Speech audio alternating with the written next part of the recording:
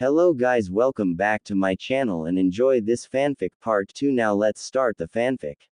Naruto rams his boot heel into the left eye of one Dodo Kazahana, soon to be former daimyo of the Land of Snow.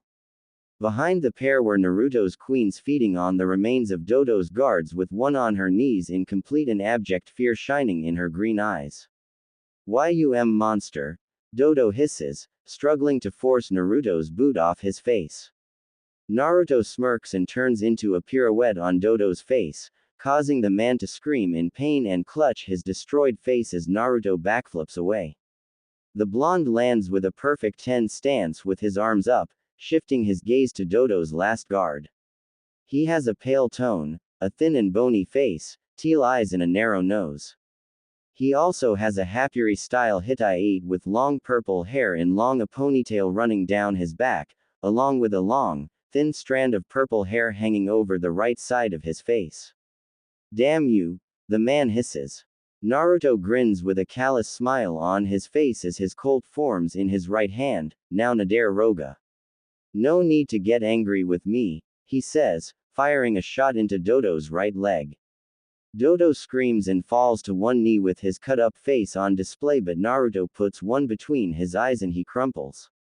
Yugao, bring me Fubuki, Naruto says, slipping the Colt into his back waist. Yugao pulls Fubuki to her feet as blood covers her mouth and chest armor, while the pink-hair snow ninja shakes in fear. Nadare glares at Naruto heatedly, but the wooden vines keep him rooted to the ground, his gaze sparing a glance to Mizor's corpse, with Anko currently devouring his corpse as some sort of snake creature. Now before you die, Nadare Roga, you will witness firsthand your fate, Naruto says, slowly holding out his hand to Fubuki. The blonde vampire's blue eyes glow and Fubuki's green eyes glaze over, as she slowly takes his hand and he spins her around to face Nadare. Naruto rips open the neck and shoulder of Fubuki's uniform to expose her neck as his right hand grasps her under her chin. Naruto covers Fubuki's mouth as he bites into her neck, causing her scream in pain as he drinks her life away. Fubuki's eyes flutter in pain and slowly glaze over as she falls from Naruto's grasp and hits the floor with a blank look on her face. Well, she died with a little pleasure. You won't get that, Naruto says, walking towards Nadare. He glares at the blonde but spits at his feet and Naruto pulls his Colt out, placing it to Nadare's head. Go and protect you master in hell, Naruto says, blowing Nadare's head open. Numerous hungry tendrils burst from Naruto's body towards the corpses of Fubuki and Dodo, dragging both towards his breaking down body. The Ice Queens watch in fascination as Naruto absorbs all three bodies. I'll never get used to see that, Hana says, and the other nods. My clones have dealt with the rest of Dodo's forces, Naruto says, standing to his full height and rolls his neck. Now the princess has her kingdom back, Anko says. And all it took was a genjutsu of us and her broken. Violated and killed, Hana comments. Naruto shrugs his shoulders with the light of a cigarette. Just imagine if Gramps assigned a genin team, he says. None of them are ready. Guy's team maybe, Kurenai muses. And that is pushing it. Kakashi Senpai may have pushed for it. If not for Nei getting to her first, Yugao states. Regardless, we're done here and Lady Koyuki has her home returned. So let's go get the wayward princess, Naruto says, and all of them nod. A week later, Naruto and his queens were standing in front of Koyuki Kazahana, rightful daimyo of Snow Country but now renamed Spring Country. The treasure Koyuki kept safe, that her uncle coveted, was actually a key to heat generator. The generator, a final gift from her late father Sosetsu Kazahana, to bring spring to their frigid homeland. Thank you for putting Koyuki-sama back on her rightful throne, says Sandeu-sama, her faithful guard. Koyuki nods slightly to the five with a slight blush towards Naruto. Yes, thank you. You managed to awaken my frozen heart, she says. Think nothing of it, Koyuki. We all hope for someone to save us, Naruto says. Sandeu approaches and hands Naruto a scroll. Inside is a document about a possible trade agreement with Konoha, he says, and Naruto bows at the waist. You are most kind. We will see ourselves out, Naruto says, bowing again at the waist with his queens.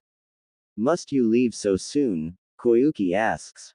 Unfortunately, yes. We all have obligations in Konoha that require our attention. However, we will be having our Chunin exams in about 2 months. Perhaps you can come for the finals a month later, Naruto says. I will think about and again thank you for saving my country, Koyuki says, and the five excuse themselves. She'll be a good ally for us and place to hide if needed, Kurenai says, once they leave the palace. Always best to have contingencies, Naruto muses, as they head towards the harbor. Victoria was waiting for them with one of Gato's old ships. We are ready to depart, she says, wearing a purple business attire and a ruby necklace around her neck under a black coat. Good, and have the captain set a course to hot water, Naruto says, as they board and Victoria bows. Well, that was a productive mission, Anko muses. Naruto plops on the large bed in their private room. Indeed. I learned more Hyoten jutsu and you all gained more souls, he says, his clothes melting away to a pair of shorts and a white long-sleeve shirt. The four queens strip away their clothes in a similar fashion and climb into bed with their man. Should we fool around before sleeping? Anko coos, settling atop the blonde. Sleep first. All the swaying is annoying, Naruto says, and Anko pouts but settles on his mid-chest. Yugao takes Naruto's left arm and Kurenai takes the right, while Hana shifts to his waist above his manhood. A clone pops to life and seals the room to allow them sleep, also to give orders to the crew and Victoria. Konohagakure, Lime start. Tenten sighs softly as she lays on a bed with no sheets, her fit and body on display as she touches herself.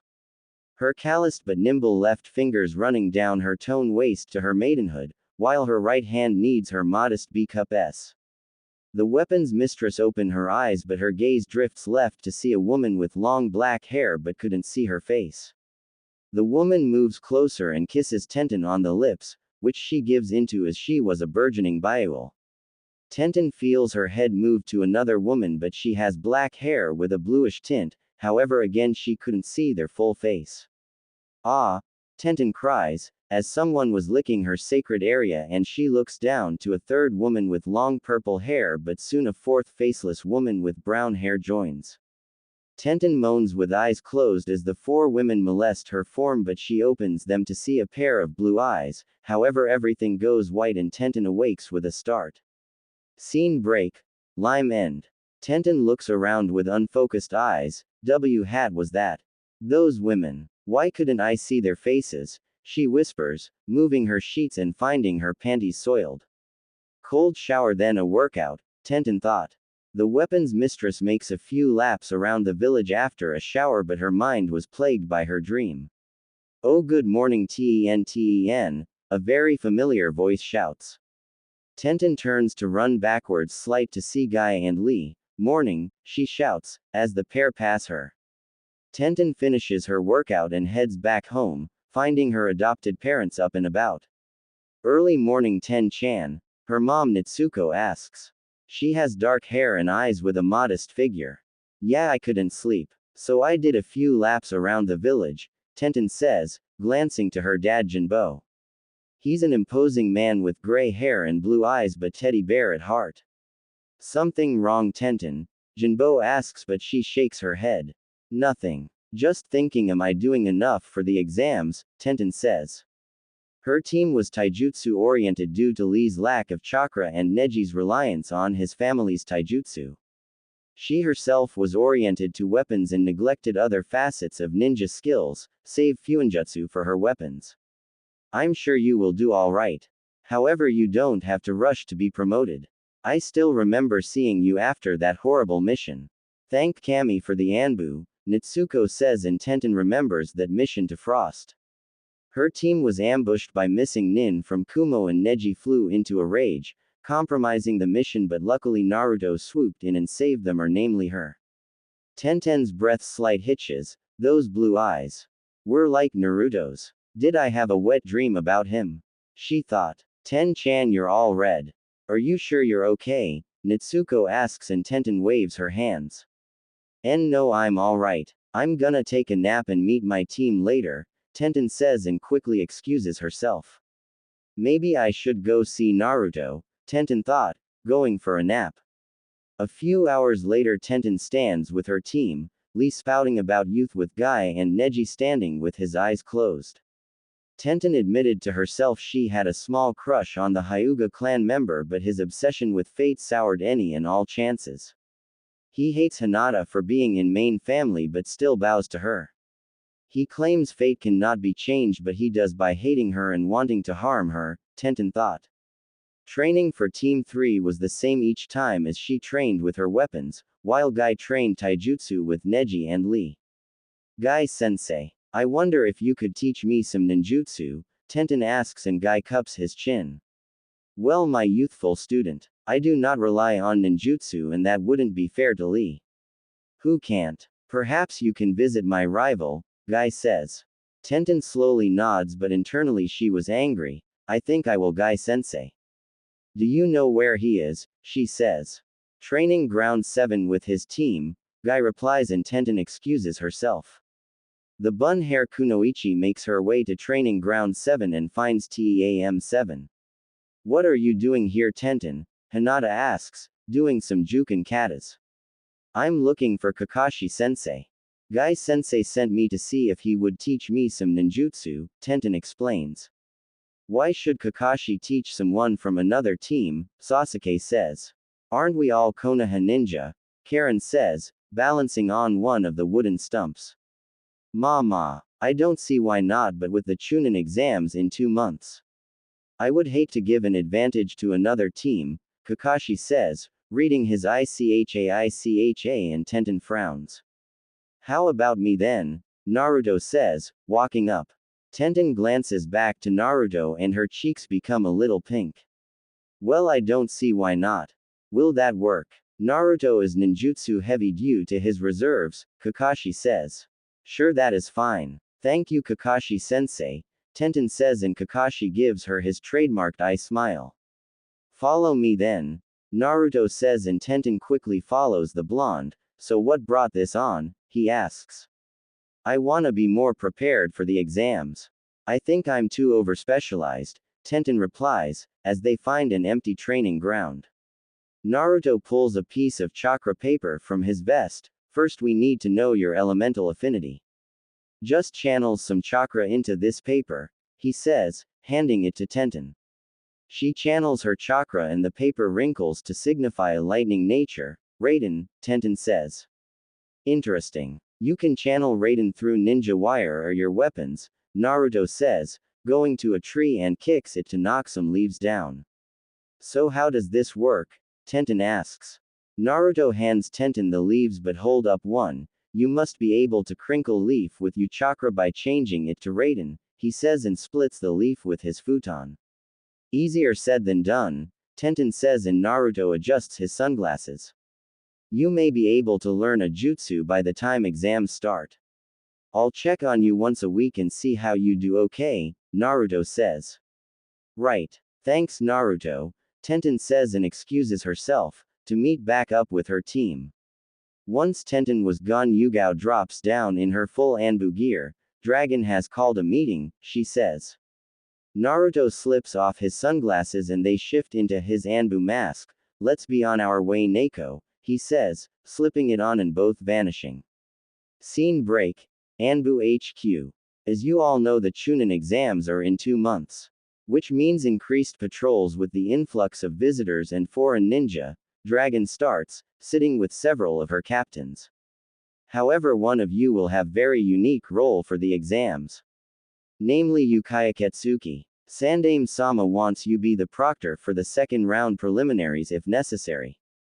Also his guard for the finals as well, Dragon adds. Naruto remains silent with his arms folded and his hood hiding his face. On your order, he says, his voice distorted. What if there aren't any preliminaries? Rhino asks. Then he'll do my paperwork. If they happen. You're doing it, Rhino, Dragon says, causing a few silent sniggers. I heard Senpei will enter his rookie team. Yuhi and Sarutobi are doing the same, Neko says. They want to show off the last Uchiha, Kuma states, his large arms folded.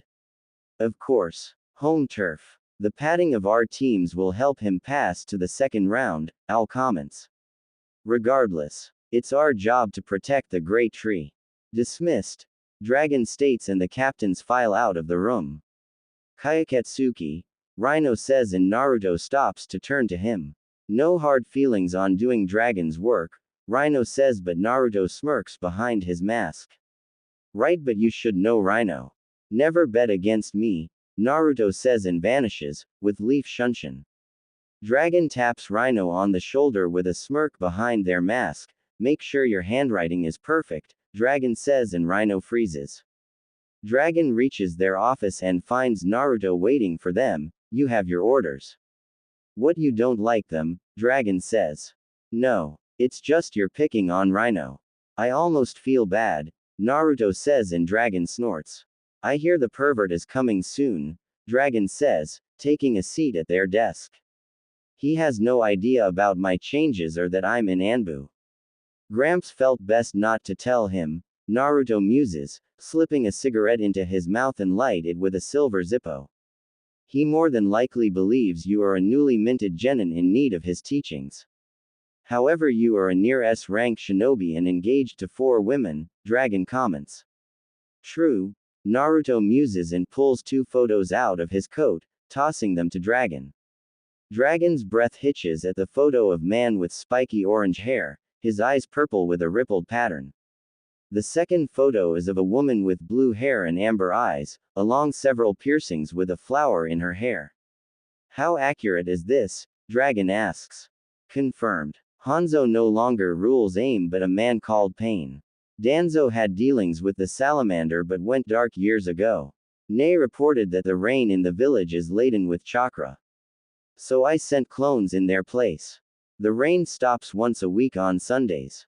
So I took advantage and sent them in, Naruto starts. The woman is called Konan or Lady Angel. The man is called Pain. What is interesting is the cloak. Looks familiar, Naruto adds. Akatsuki. I've heard rumors about some group wearing those colors, Dragon states. We'll have speak to our vaunted spy master, Naruto says, rising to his feet. True. So how'd you get the photos? Dragon asks. Once the clones popped I used the henge, Naruto says, leaving Dragon's office. Over the next 2 months Naruto split time helping his team and Tenten. Karen used her Kage Bunshin to learn a few Doden Jutsu, while Tenten managed to finish her Raiden training and learned to channel Raiden through her weapons. Naruto also learned that his queens were affecting Tenten's dreams and driving the girl to him, which he didn't mind and allowed it. Chunin exams RD1 2 months later. Team 7 make their way to Konoha Academy with the redhead looking between her teammates. They enter the school and see the various teams milling about and making their ways upstairs to the 3rd floor. However, a scene was being made on the 2nd floor but marked 3rd, as several people were arguing with 2 people about being let in. Genjutsu, Karen whispers to Hinata and the Hyuga heiress nods. Hey, take down that stupid genjutsu, Sasuke shouts, shocking his teammates. Several of the genin grumble as the 3 becomes a 2 and they make their way up to the next floor. Team 7 reaches the 3rd floor and finds Kakashi waiting for them. Well, now you can officially begin the Chunin exams. These exams are team-based and if any of the 3 you didn't come, you would have been prohibited, Kakashi says. Now then, Hinata, Sasuke, Karen, good luck, Kakashi adds and steps aside, allowing the members of TEAM 7 to enter the exam hall. They seemed poised, a voice says and Kakashi looks up to see Naruto slinking out of the ceiling. You didn't have any parting words for them, Kakashi says. Naruto tilts his head but his face was hidden by his Anbu mask, nothing that would help them. Besides, Sasuke believes this is easy if a dobi like me can pass, he says, his voicing fading as he slinks back. Kakashi looks back at the closed door. If you still believe that Sasuke, then you are in for a rude awakening, he thought. Inside, TEAM 7 were looking at the assembled genin as many were loitering about, causing Karen to sigh and calm herself from the key being thrown around. Sasuke-kun, Two voices shout and Karen sees Ino glomping Sasuke, with Sakura glaring at her. Karen decides to ignore the fangirls to look around the room and sees Team 3 near a corner, before approaching them. What do you want? Neji says, coldly. Leave her alone, Tenten says, and Karen shoots him a glare. So is your team ready? Tenten adds. As we can be. Kakashi-sensei gave us 3 days of rest but Naruto only gave me 1, Karen says, and Tenten blushes slightly. How is Naruto? I haven't seen him lately, Tenten says, to the shock of her teammates. Karen was about to reply when a fight broke out between someone in glasses and the genin from Oto. However, a large puff of smoke erupts at the front of the room. Enough. No fighting before the second round. Calm down or be kicked, a man says. He has several scars on his face with a blue bandana, wearing a gray uniform and black trench coat. Sorry, we got a little excited, one says, his face bandaged. He wears a large poncho with long sleeves, a snake-patterned scarf around his neck, a straw raincoat protruding from the back of his scarf, and a large amplifier on his right arm. Whatever. Now everyone take a seat. My name is Ibiki Morino and I am the proctor for the first round of the Chunin exams, the man declares, as 12 similarly dressed ninjas stand behind but with no coats. Alright, now that I have your attention, everyone take a number and go to your assigned seat. Then we'll pass out the tests, Ibiki states, holding a number 1. Scene break. The sound of an electric guitar echoes near the main gate of Forest of Death, the source being Naruto on a raised platform with a haunting solo. Anko was also sitting on the platform with a dango stick in her mouth and her body swaying to the tune. She's wearing black, form-fitting pants with heeled kunoichi boots to her knees, along with shin guards. A tight purple dress shirt with a low-cut corset vest, that pushes up her S, and a gray trench coat draped on her shoulders with black gloves. How's the first round going? Naruto asks. Anko covers her right eye to look at the room from one of her snakes. Going well. The rookies are still there. Oh, Ibiki's almost done. I better go, she says and vanishes. Naruto sighs and absorbs the guitar into his body with a sigh. I better go too, he says and explodes into a murder of crows. Back in the academy, Ibiki looks over the remaining genin but feels the room starting to chill. Ho. She's early, he thought. Hey, why is it getting cold? Kiba shouts, as Akamaru starts to whimper. The room lights start to dim and the room darkens, shocking many of the genin as Ki fills the room. Ibiki, you let 26 teams pass, a voice croons, seemingly from everywhere. Several screams erupt as snakes start to make their presence known. What are snakes doing here? Sakura screams. Kabuto adjusts his glasses with a hidden serious look. Anko Mitarashi isn't capable of such things, he thought. Don't worry though, I'll make sure to cut that number by at least half, the voice says. The snakes start to swirl and undulate together until they take a human shape but fall to the ground to die as Anko appears, her eyes a glowing purple and the whites of her eyes a black void. Hello, foolish mortals, Anko croons. Many of the genin were immediately put off as fear seems to run rampant, but suddenly everything returns to normal with Anko standing in front. I'm Anko Mitarashi, the Chunin exam's second round proctor. Now follow me to my playground, Anko says. Where the hell is your playground? One genin shouts and Anko grins wide. The Forest of Death, Anko says. About half hour later the genin were standing at the main gate of the Forest of Death. This is where the second round will take place. The 44th training ground or my playground, the Forest of Death, Anko starts and reaches in her coat. Now before we begin, I'll need to pass out these consent forms and you will sign them. This absolves our respective villages in case of death.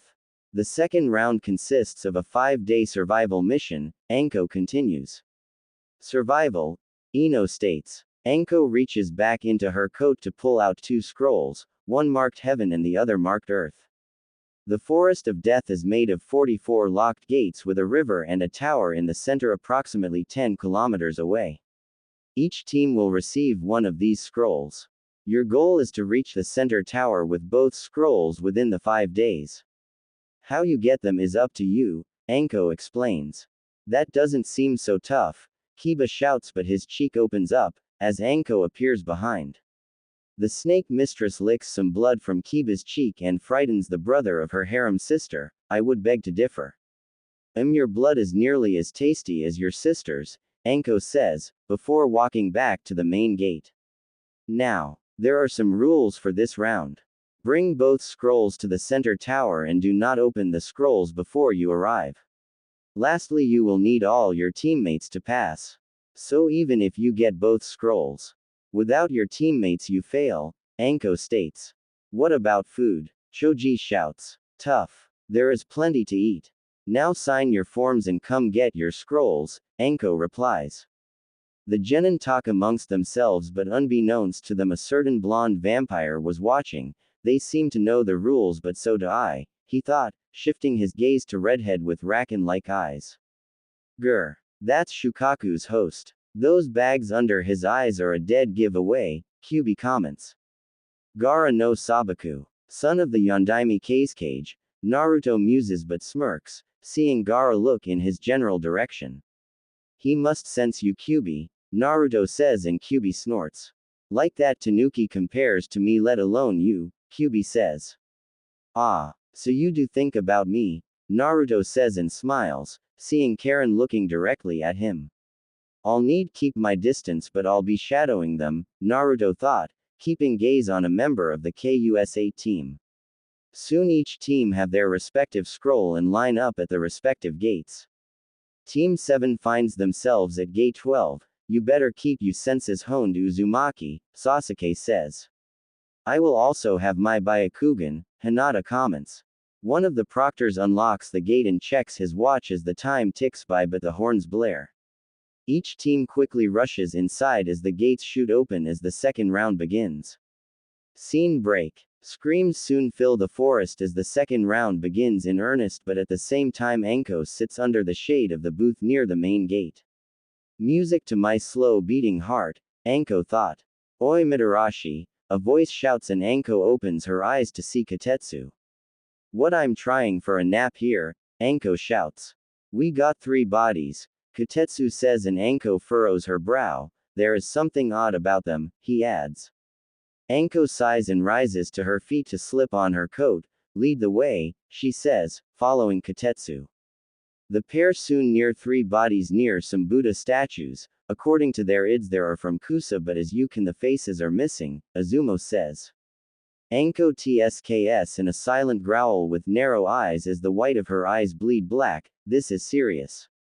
Inform Lord Third. Also inform him to mobilize at least 2 Anbu squads. Go, she shouts, and both vanish. Naruto. Orochimaru is in the forest. He's impersonating a Kusa team, Anko thought. I thought as much. I'll play with him for a little while, Naruto replies, and Anko smirks. Happy hunting, my fox, Anko says. Music. Orochimaru fight theme. Sasuke glares heatedly at the KUSA ninja named Shior with his Sharingan glowing in the shadows. I still need to kill him. I will not die here, he thought, slipping a kunai in his mouth. Shior licks his lips with a wide grin, his gaze slightly shifting to Hinata as the Hyuga tries to recover from his Ki blast. Has your Uchiha blood awakened, Sasuke-kun? Shior sneers. Sasuke shoots across the branches towards Shior into a leap as the KUSA ninja sends a burst of chakra. Sasuke counters with several kunai, but Shior dodges as Sasuke maneuvers to a branch, launching off with a battle cry. The last loyal Uchiha sends a flurry of punches and kicks, but Shior blocks evenly and Sasuke keeps up. I can see, Sasuke thought, dodging and countering Shior's attacks.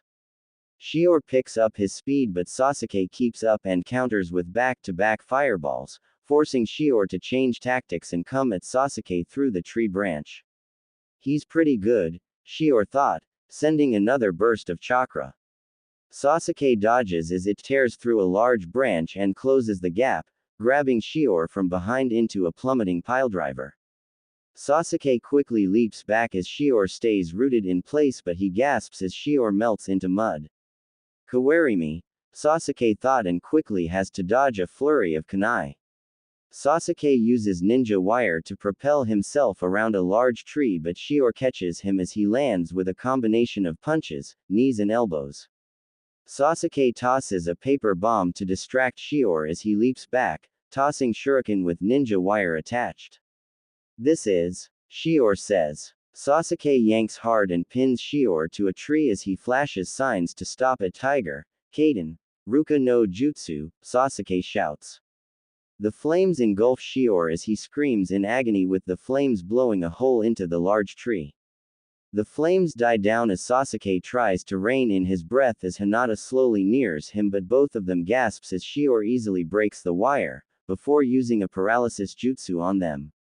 I'm impressed by your Sharingan use, but it pales in front of your brother. Sasuke-kun, Shior says, part of his face melted away and reveal pale white skin.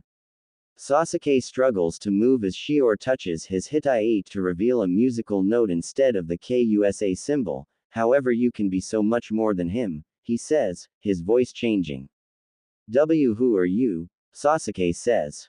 Shior holds up their heaven scroll. My name is Orochimaru, he says, but suddenly his neck extends like a snake. Hinata gasps as Sasuke screams in pain from Shior or Orochimaru's bite on his neck. Seek me out for more power, Sasuke-kun, Orochimaru says, after unlatching, and drops the scroll on the ground. Do enjoy my gift, Orochimaru adds, sinking into the ground. Hinata activates her Byakugan and scans the area as she retrieves their scroll. Where are you, Karen? She thought, checking on Sasuke. Song ends.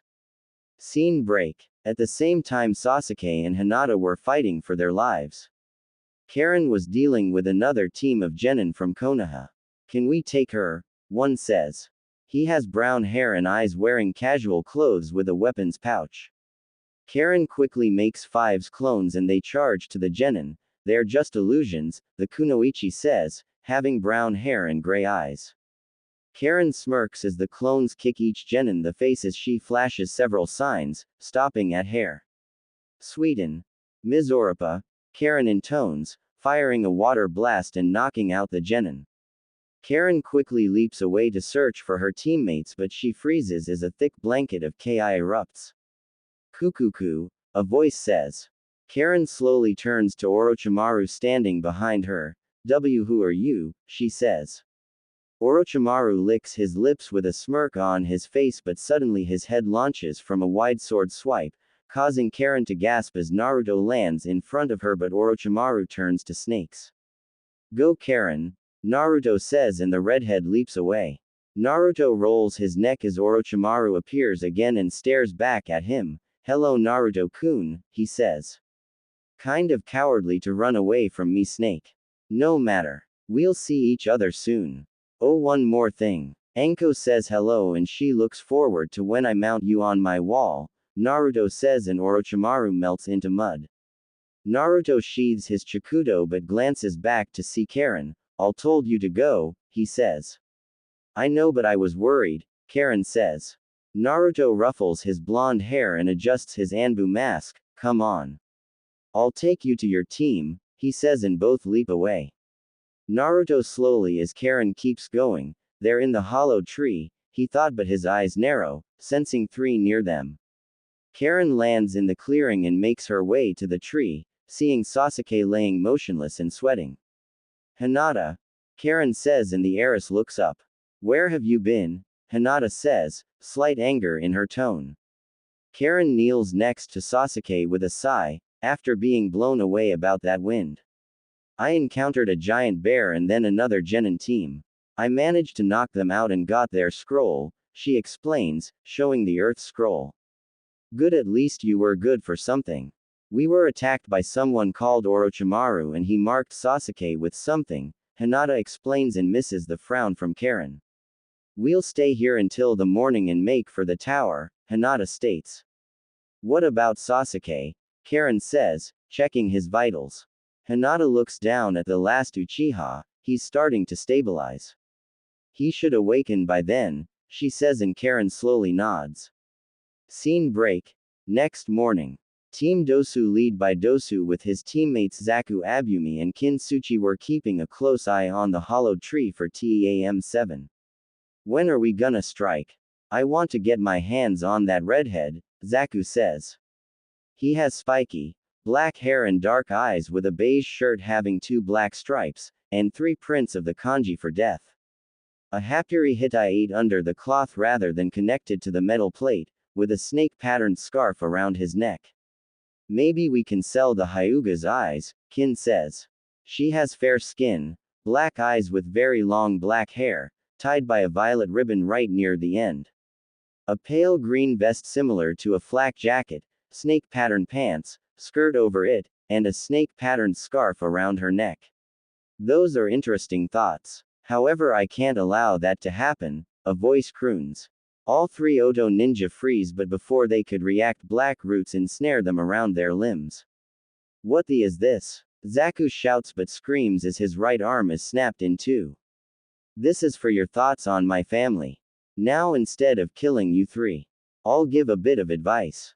The one you were sent to kill has the curse mark, the voice hisses and Dosu's breath hitches. Kin looks around in fear, but her eyes widen as a glowing eye emerges in the shadows of the bark, along with a white mask with only one eye visible. Why would Orochimaru-sama not tell us? Kin says. Frankly, I do not care. Now run along before I decide to devour your souls, the voice hisses, as mouths open among the shadows. The roots release them and Dosu looks with a wide eye. Let's go, he says. What? Are we gonna let some voice keep us from killing this Sasuke? Zaku shouts, clutching his broken arm. Dosu narrows his eye at Zaku. Fool. Your arm is busted and the Uchiha has the curse mark. We can't fight that. For now we'll fall back and inform Orochimaru-sama about this mystery entity, he says. Zaku tsks with a silent growl and vows to kill whoever it was that broke his arm. Come on, Dosu says, and the 3 leap away. A few minutes pass and Naruto slowly emerges from the ground, just as dark chakra fills the area as Sasuke emerges from the hollowed tree. Well, let's see how he does. My clone should have hidden the others, Naruto says. Sasuke stands in the clearing with black markings running along his body and purple chakra wafting off his body. Yes, with this power I can kill him, he thought. Suddenly 3 nondescript genin from AIM appear in front of Sasuke. Hand over your scroll or die, one shouts. Sasuke continues to admire his power as one of them charges but locks eyes with Sasuke and freezes. Fool, Sasuke sneers, shooting forward and slitting his throat with a kunai. The other 2 quickly charge Sasuke, but the Uchiha weaves several signs and stops at Tiger, Kaden, Gokaku no Jutsu, he shouts, incinerating both. Sasuke grins as he listens to their dying wails, but as quickly as it appeared, his new power faded and the dark markings recede. Sasuke falls to his knees with several gulping breaths. This power. I will make it mine, he thought, slowly getting to his feet and returning to the tree. However, Sasuke didn't notice the 3 corpses pop into smoke. He didn't even hesitate to kill them. The curse mark brings one's dark thoughts and gives them an intoxicating feeling as well, Naruto muses, standing on a high tree. 2 Anbu with the designation of Crane and Mantis land on each side of him. Report, he says. We lost track of the target, Crane says. He's a snake after all, Naruto muses, feeling his clone's memories. Tokubetsu Jonin Mitarashi is heading to the tower as we speak and ask the Hokage to be advised, Mantis adds. Good, I will head there myself. Keep patrols tight and find out how the snake snuck into the garden, Naruto says, and both nod, vanishing. The pieces are starting to move, Naruto thought, vanishing as Karen and Hinata exit the tree to look around. Scene break. Anko sits on a blue sofa in one of the upper-level rooms with 2 Anbu. It's distasteful, but we can't cancel the exams on the account of Orochimaru, she says. What do you mean? One Anbu says. However, Anko could say anything. The door shoots open with one of the proctors from the first round. What is it? We're having a meeting, she shouts. Sorry ma'am, but you need to see this, the proctor says, holding a tape. Video, the second Anbu says. The proctor kneels and places the tape to play it for them, with it showing the Suna team entering the tower earlier. Look at the time, the proctor says. Anko narrows her eyes and her breath slightly hitches. This is accurate, she says. Yes. It was taken 1 hour and 37 minutes after the start of the round, the proctor says. Interesting. They broke the record by 4 hours, Anko says. Yes, they finished the exams in 97 minutes. That's unheard of. They cannot be genin level, the proctor says, but Anko giggles. It's not just that. Take a good look at the red head, Anko says, and the proctor looks closer, causing his eyes to widen in shock. Foo. You see now. He doesn't have a speck of damage or dirt on him, Anko says. We got quite an interesting fellow in the exams. Even though he has evil eyes, the second Anbu says. Anko makes her way to the large windows and opens it, regardless. Continue your search for that snake, she says, and both Anbu vanish, followed by the proctor excusing himself. Anko moves from the window as a murder of crows bursts in and informs Naruto. No joy, she says. He ran, Naruto says, rolling his neck and plopping on the sofa. He gave Sasuke the curse mark though, Naruto says, and Anko's eyes narrow. It's different from yours, he adds. This is bad. We'll need to pull the Uchiha from the exams, Anko says. You know the old man won't.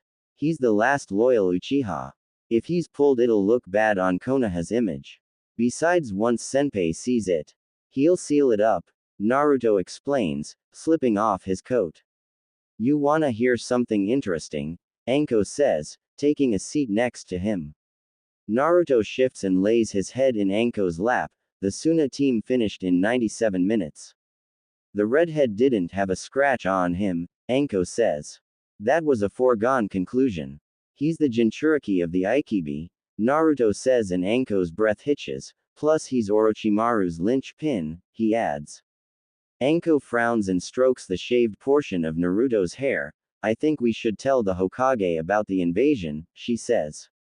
No. This is Konoha's penance. Innocents will die, but it's time Konoha come off their high horse and the old man to see his actions brought this about, Naruto says, looking at the wall. Scene break. 3 days later. Karen stands with other Chunin hopeful as the Hokage speaks about the true meaning of the exams, while the proctors and jonin of each team stand behind them. Perhaps I should explain the rules of the third round, a voice says, catching the genin off guard. Hiruzen puffs his pipe and raises right arm even with his shoulder as Naruto lands in a crouch. Good ahead then, Hiruzen says. The genin murmur amongst themselves as Naruto looks at them from the shadows of his beaked hood. He now wears a black dress uniform jacket, which features a red lining along the torso with the lower half of the coat forming 2 tails. Completing his outfit with black pants into knee-high leather boots, having a high heel and a blood-red dress shirt with a black tie, and suit vest.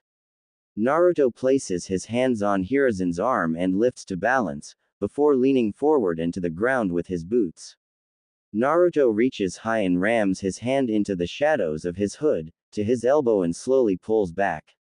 My name is Kayaketsuki and I will be the proctor of these preliminaries, Naruto says, revealing his pale white mask with no mouth or nose but the right eye covered by a black eye patch and left socket having a black tear streak. Preliminaries? Shikamaru questions. Yes. 21 of you passed, Naruto says and raises his index finger. That is too many of you for the third round, he adds and raises his middle finger. The finals take place in front of many important guests, as Lord Third said. I'm sure none of them would like sit through boring matches with weak people, Naruto continues and smirks, seeing some angered faces, and raises his ring finger. Now before we start, would any of you like to drop out, Naruto says. The genin stand and look between each other, but Kabuto raises his hand. I would like to drop out. My body is quite worn out, he says. Anko approaches with a clipboard and hands it to Naruto. Well, no wonder you've taken the exams 7 times. You're a weakling, she sneers. Don't be rude to him. He is weak, yes, but a fellow Konoha ninja, Naruto says and looks over the remaining genin. Anyone else wish to quit like that excuse of a ninja, he adds. Kabuto hides a dark glare on his face as he leaves the testing area, no matter your bloodline. I will kill you, he thought. Well, since all of you are smarter than Kabuto, we can now begin the preliminaries, Naruto says. Wait a second, Anko says and roughly turns Naruto's head, pulling down his hood to reveal black hair with a red streak. Anko then shocks everyone by moving Naruto's mask to face them and deeply kissing him in front of everyone. No fair, Anko, Kurenai rages. What's stopping you? None of them know it's Naruto but Panda and Karen, Anko replies. Holy shit, Kankuro shouts. Team 8 gasps as Kurenai moves from her spot among the Jonin and marches up to Naruto and Anko, pushing the latter aside and kisses Naruto herself. Kurenai-sensei, Kiba shouts. Hiruzen suddenly coughs loudly to get their attention. If you're quite finished. Kayaketsuki, Anko, Kurenai, we would like to begin the preliminaries, he says, as Kakashi giggles and Asuma glares at Naruto.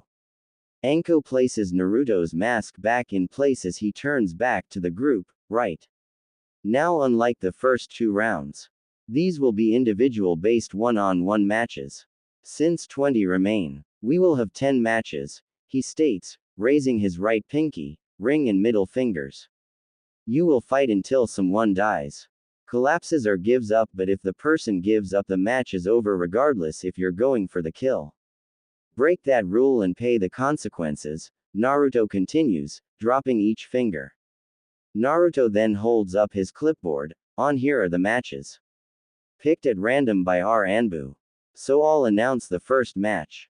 If you named isn't called, head to the upper area, he states. The tension slowly starts rise as Naruto keeps them waiting to sweat. The first match is Ino Yamanaka versus Sasuke Uchiha, he declares, shocking Ino and Sakura. Sasuke smirks internally but winces and grasps his neck. Easy win, he thought.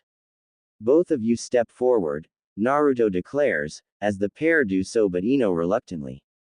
Everyone starts to make their way to the upper levels as Ino and Sasuke stand face to face, but Kakashi whispers something to Sasuke. Both combatants ready, Naruto shouts. Wait, I forfeit, Ino says. Naruto locks his visible eye on Ino with a sigh. Why? Do you not want to be promoted? He went through the same forest as you. You could pull off the upset, he says. No way, I couldn't fight Sasuke-kun, Ino says, and Naruto shakes his head. Fine winner Sasuke Uchiha. You can both head to the upper levels. However, Yamanaka, you should give up entirely. You're a kunoichi of Konohagakure, not some pampered princess hoping for some boy to save you. I hope you watch the coming matches and see how real kunoichi battle, Naruto states and clears his throat, looking at his clipboard. The next match is Masumi Tsurugi versus Kankuro Sabaku, Naruto announces. Scene break. Konoha rookies. Why did you and that freaky proctor kiss that Anbu? Kiba says. Kurenai looks at her student and the other rookies as Sasuke was taken by Kakashi. He's my fiancé and I share him with Anko, she explains. Share him? Ino says, incredulously.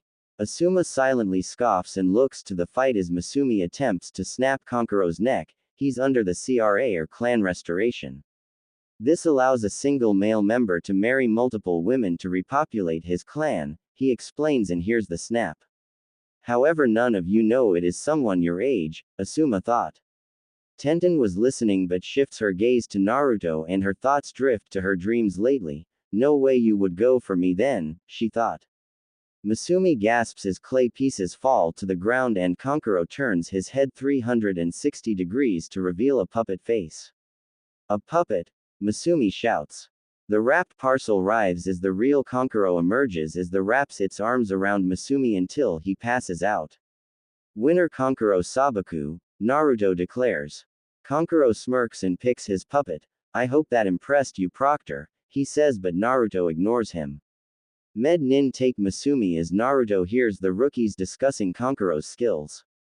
The next match is Shino Aburame versus Zaku Abumi, Naruto shouts. The pair make their way down as Zaku simply smirks, but his face drifts to Naruto's mask, causing his breath to hitch. That's the same mask, Zaku thought, gnashing his teeth. Shino stands impassively as Zaku switches his gaze between him and Naruto. Both fighters ready. Begin, Naruto states, stepping back. You should retire given your injuries, Shino says. Zaku scoffs and raises his left arm with a smirk. I'm not as injured as you think, he shouts, pointing his left hand. Zenkaha, Zaku shouts, firing a concussive blast of sound air waves. Shino is engulfed and thrown end over end until he comes to a halt face down, shocking his teammates and fellow Konoha genin or some of them. However, as the smoke clears, Shino slowly rises to his feet with loud chittering noises. What? Zaku says, looking around. However, Zaku suddenly sees bugs emerging from points on Shino's body, bugs. They're bursting from inside his body. He thought, hey, what are you trying to pull?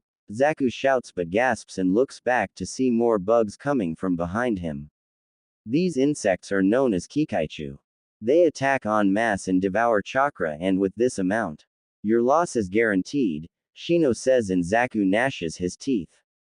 If you attack me with your left, my Kikaichu attack you and vice versa as well, Shino says, and Zaku smirks, wrenching his right arm from his sling. Then how about I use both? Zaku shouts and points both arms at both Shino and his Kikaichu. He made you believe his right arm was useless and caught you off guard, Dosu thought. Zaku starts but his arms burst, at the forearms with blue chakra and shocking many watching. Zaku screams in pain but sees Kikaichu in the holes in his palms. I managed to sneak some onto you, Shino says, appearing behind him. Zaku attempts to attack but Shino connects with a back fist to his face, sending him flying back to the ground. Naruto approaches and sees the serious damage to Zaku's arms. Zaku is unable to continue. Winner is Shino Aburame, he declares. Med Nin come to pick up Zaku as Naruto listens to Guy explaining the Aburame clan to his students. Let's start the third match. It is Karen Uzumaki versus Sakura Haruno, Naruto declares. Sakura looks around for Sasuke to watch but he was still gone with Kakashi, while Karen makes her way down. Haruno, get down here or be disqualified. Naruto shouts. Sakura slowly comes down as Karen is waiting for her. I want Sasuke-kun to watch me, Sakura says. So you can't fight without him watching. Are you no different that Yamanaka are pretending to be a ninja? If you're not, begin, Naruto says, and Sakura glares at him. She then turns her attention to Karen. I bet if I beat her, Sasuke-kun will praise me, Sakura thought, reaching into her pack. Sakura fires a dozen shuriken towards Karen but the redhead draws a kunai to block them, with the remains hitting her gloves but doing her no harm. Sakura quickly rushes Karen and creates 3 clones to confuse her, not remembering Karen was a very adept censor. Sweden. Mizwame Nabara, Karen recites, after weaving signs and stopping at Tiger. Karen spews a viscous amount of water onto the ground and Sakura steps right into it, catching her left leg to knock her forward. What is this? Sakura screeches, catching herself with her right hand but trapping her more. Sakura-san, we were training together for a month during our mission. Yet you still didn't even bother to change, Karen says and appears behind Sakura with her hands outstretched. Sweden. Suiro no Jutsu, Karen says, and the viscous water forms the water prison. Sakura struggles to hold her breath and quickly mouths her surrender, causing Karen to free her. Winner Karen Uzumaki, Naruto declares. Scene break. Kakashi appears with a puff of smoke as Med Nin helps Sakura from the arena floor. Oya, Sakura fought, he says. Yeah, and she lost to Uzumaki, Asuma comments. She showed quite youthful skill, Guy states, and Kakashi glances his way. You say something, Guy, Kakashi say, and Guy box, muttering about hip attitude. The rookies were also conversing among themselves. Your teammate is skilled, Shino comments. We will see if we ever fight, Hinata states and glances to Neji, as he stares but looks away. She didn't even graduate with us. How is she that strong? Ino says. She was taught by her cousin, Tenten says, shocking some of them. Who's her cousin? Choji asks. It's in her last name.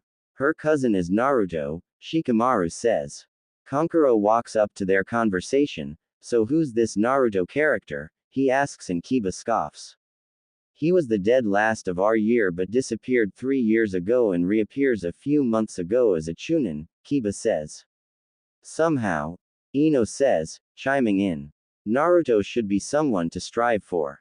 Yes, he was the dead last but in 3 years improved enough to become a chunin, Kurenai says, watching Naruto as the other proctors clean up Karen's jutsu. I bet I could beat him, Kiba says and Akamaru barks, causing Kurenai to internally roll her eyes. Naruto would rip you apart or Hana would do it for him, Kurenai thought. The next match is Tenten Higurashi versus Tamari Sabaku, Naruto interjects. The pair slowly make their way down to the arena floor. Watch me Naruto, Tenten thought. If that pink thing is any indication of Konoha Kunoichi, then I have nothing to worry about. Well, except for the Uzumaki or maybe the Hyuga, Tamari thought, hand on her hip. Do your best Tenten, Lee shouts, as Guy cheers with him. Alright, the next match begins, Naruto shouts. Tenten immediately widens the gap between them as Tamari remains still. What? Are you planning to make a move after I do? However, it will be too late for you to counter. Unlike you girls playing Kunoichi. I am the real thing, Tamari says and Tenten glares. She quickly leaps and tosses a half-dozen shuriken but Tamari brushes them aside by unknown means. They missed. No. You use futon, Tenten says and Tamari smirks. What if I do? Are you now scared? Tamari says, in a mocking tone. Calm down and don't let her rattle you, Tenten thought, measuring the distance between them. Tamari reaches for her fan but Tenten suddenly races around her into a leap with a scroll unfurling around the bun hair Kunoichi. Take this, Tenten shouts, as weapons burst from the scroll. Tamari moves almost completely unseen by Tenten as she lands with weapons scattered around. No way. Tenten shouts. Tamari holds her fan with a large purple circle visible. This is the first star. If you see the third star, then this match is over, she says. Don't give up Tenten, Lee shouts. Tenten closes her eyes to calm down. I know that Lee. I was saving this for the main fights but I have no choice but to use it, she thought, pulling out 2 scrolls. Naruto watches Tenten place both scrolls on the ground with her palms on them. Tamari is a bad opponent for you. Even using that coupled with your Raiden will fail, he thought. So Shoryu, Tenten shouts, creating a huge burst of smoke. The smoke rises to form 2 dragons but the smoke dispels to reveal the scrolls as Tenten leaps upward. Tenten unleashes an inordinate amount weapons but Tamari counters, opening her fan to the second star with a full spin and creating a vortex of wind. Tenten lands with her weapons littering the ground but she wasn't down as she backflips into the air with ninja string coming from her fingers to grasp her weapons. Raiden.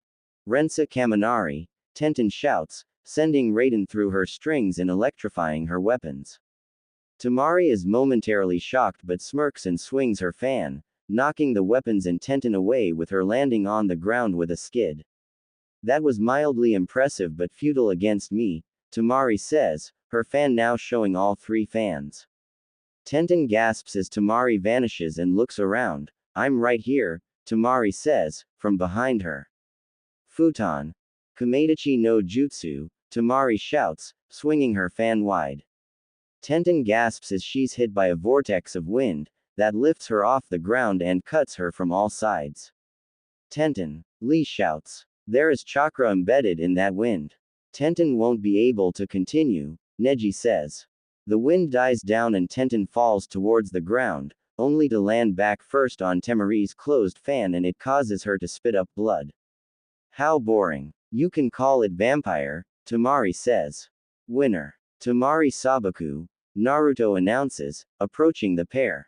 Tamari pushes Tenten off her fan but Naruto catches her. You've shown Kunoichi should be feared, he says. Of course. Perhaps you'll show me what's under that mask, Tamari asks. Naruto turns on his heels to hand Tenten over to the med nin. Sorry little squirrel. Only those who share my bed get to see my face, he says, and Tamari scoffs, returning to the upper levels. We will now have a 10-minute break to clear the floor, Naruto shouts. Scene break. What do you think so far? Hiruzen says. Naruto pushes his mask into the shadows of his hood, before slipping a cigarette in and lights it. Our kunoichi have showed poorly so far. Saved Karen, and that's not showing much because she didn't go to the academy, Naruto replies. Hiruzen sighs with a look to the remaining genin. I would agree. I allowed the academy to change so much. Peace has changed us, he says. You can't help that. Peace has reigned and dull our swords slightly, Naruto muses. More like you could blame the civilian council. They made the academy easy so their kids could pass, and those old fossils omitted anything that would deter them. Seduction. What we ninja really do. Blooding their hands, Anko says, taking Naruto's cigarette and taking a puff. How long will you keep them alive, old man? Naruto says, and Hiruzen sighs. They are people I've known most of my life. It's not easy to make such a choice, Hiruzen says. That is why Sensei chose wrong. I've been able to work in the shadows because of your soft-hearted nature, a very familiar voice says. Hiruzen looks up with a cold look on his face. Don't do that, he says. Sorry Gramps, but he's sorta right. Danzo managed to keep his dark secrets because you were soft on him. Same with the snake. Hell Jiraiya too, Naruto says. I won't deny that, but, Hiruzen says and shakes his head. I get it, Naruto says and looks at Anko's watch. Well, let's continue on, he adds, vaulting the railing and landing with a crouch. Alright genin. The next match is Hinata Hyuga vs Yoroi Akado, Naruto shouts. Hinata calmly walks down as Yoroi does the same, the latter with an air of calm. Both fighters ready. Begin, Naruto declares. Hinata puts up a ram sign and her Byakugan activates, before she slips into her clan's Juken strike. Yoroi narrows his eyes and keeps on edge, but Hinata bursts forward, forcing him to block her strikes, and that was a failure. I can see you gathering chakra to hands, but that is useless before my eyes, Hinata says. Yoroi jerks as Hinata unleashes a flurry of strikes, closing his tenketsu points with each and knocking him back. It's over. He won't get up, Hinata says, but her breath hitches, seeing Naruto's chakra. Winner Hinata Hyuga, Naruto declares. Hinata slowly returns to the upper levels with hidden look of shock. Naruto, is this Kayakatsuki? She thought. Then why was he put on our team? He is an Anbu. Could father have?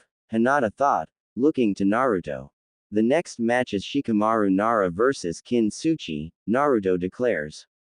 Mendokusei, Shikamaru thought, making his way down.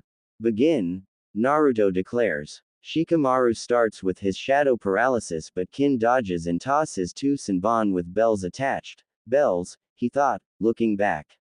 Classic tactics of using the bells to distract from the hidden Senbon, Shikamaru says, and Kin smirks, tossing more as Shikamaru dodges. However, Shikamaru freezes as the bells sound and he looks only to see the Senbon in the wall, also strings attacked. Too late, Kin says, catching Shikamaru with two Senbon. He pulls them out of his arms but freezes as his vision starts to blur. What's this? Shikamaru says, collapsing to his knees. Ha ha ha. That's what happens to those who hear my bells. The sound vibration emitted by these special bells directly attacks the brain from the eardrum and causing one to hallucinate, Kin says, and Shikamaru covers his ears. It's useless.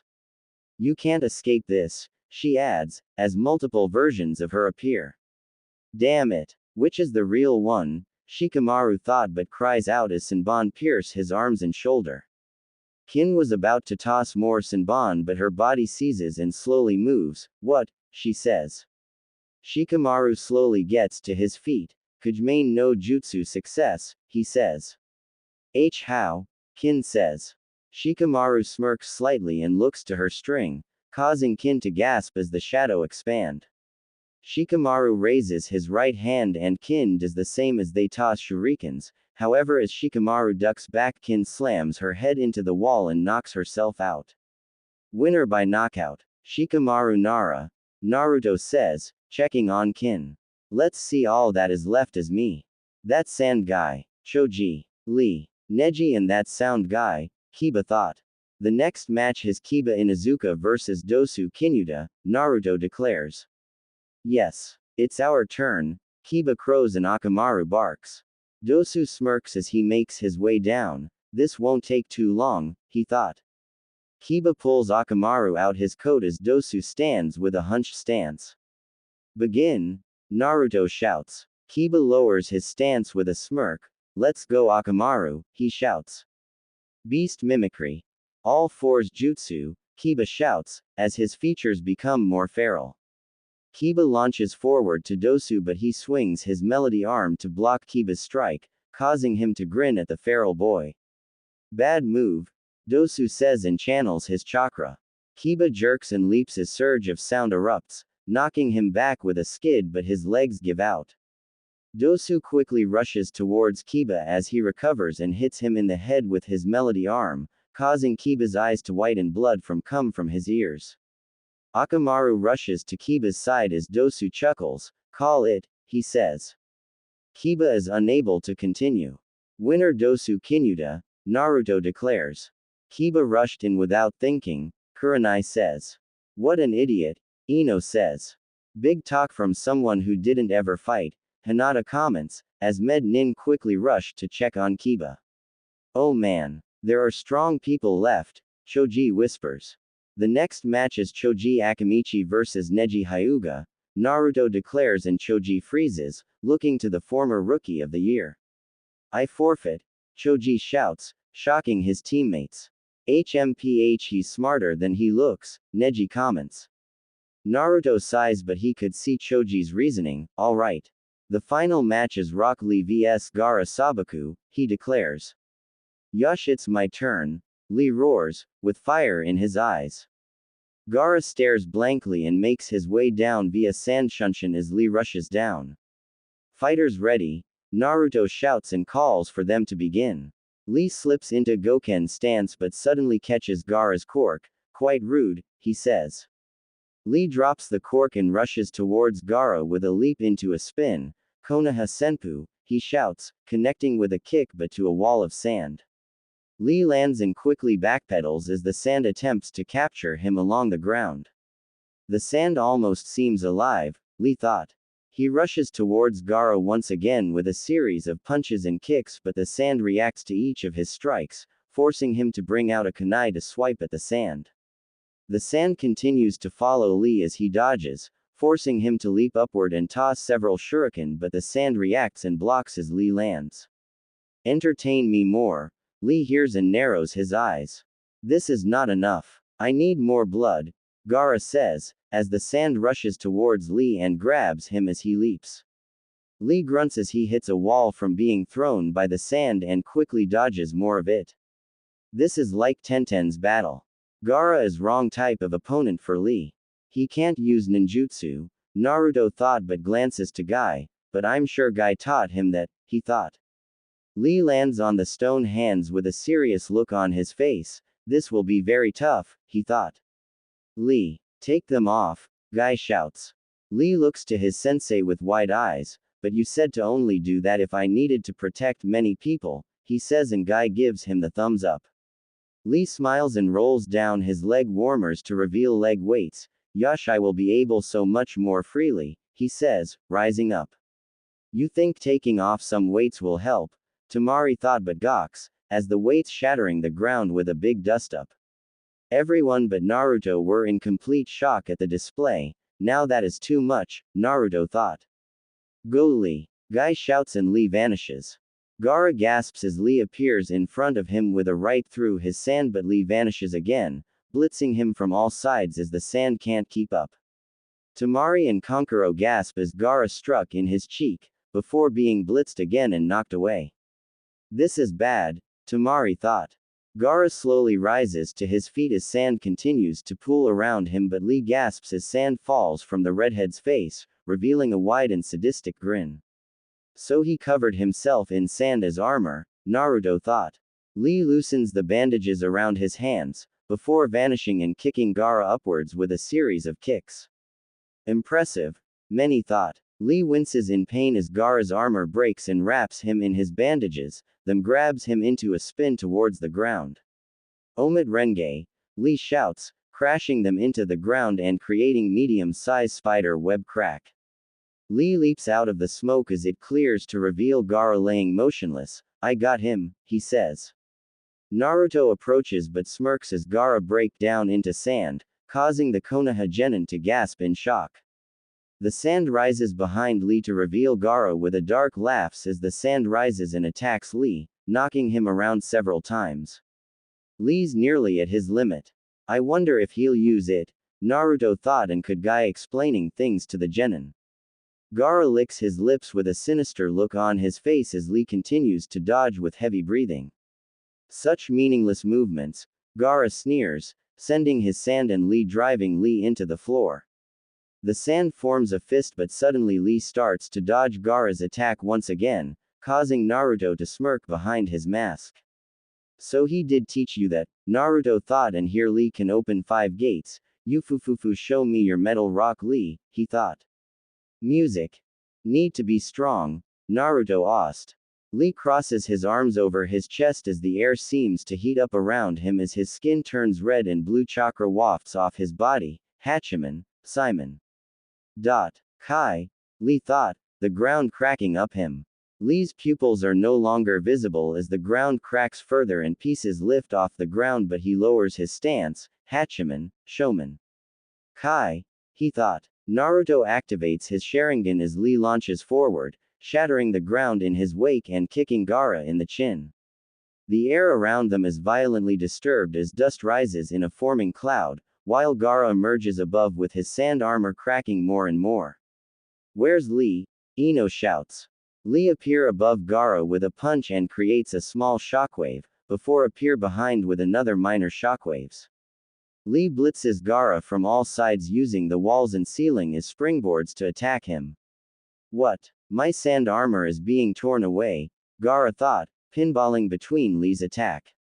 Naruto narrows his eyes as he could hear Lee's muscles being torn with every movement. Fool to go this far, he thought. Hachiman. Toman. Kai, Lee thought, opening the 5th gate as blood runs down his nose. Gaara's eyes were wide as Lee closes in on him. Impossible to defend myself. Is he human? He thought. Lee vanishes and connects with a blow to Gaara's stomach, sending him plummeting to the arena floor, but he nearly folds backwards as Lee pulls him back with his bandages. Watch me, Neji. I was saving this for you. See it now and what's to come, Lee thought. Ura Renge. Lee roars, connecting with a punch and kick. The ground buckles as both land with a kick up of dust and debris, causing everyone to cover their eyes.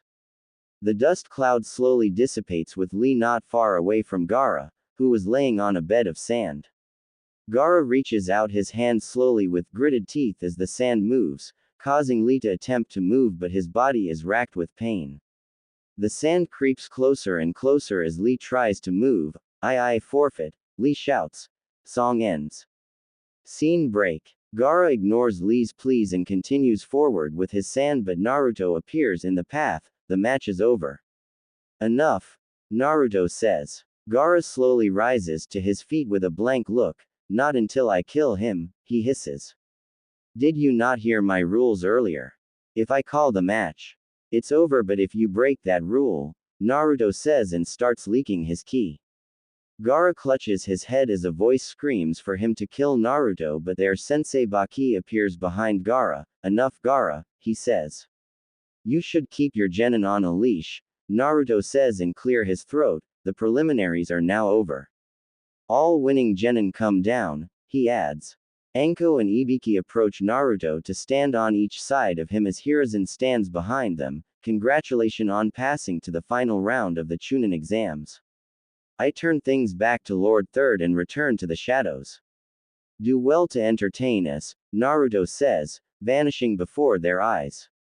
As Kayaketsuki said, I will now explain the rules for the third and final round of the Chunin exams, Hiruzen states.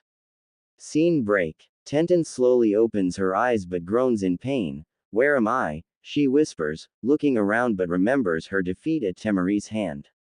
Tamari was a bad opponent for you, a voice muses. Tenten slowly sits up with a groan to see Naruto appearing out of the shadows, with his Anbu mask on but he removes it. What did I miss? Tenten asks.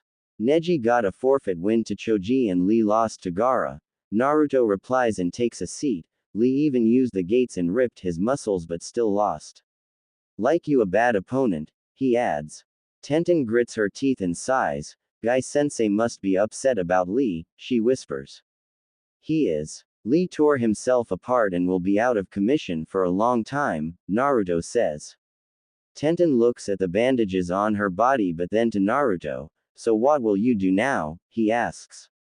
I don't know, Tenten says.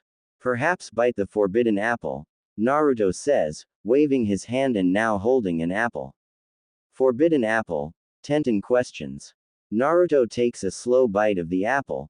Do you remember the conversation we had at your parents' shop about my bloodline? He says, after swallowing.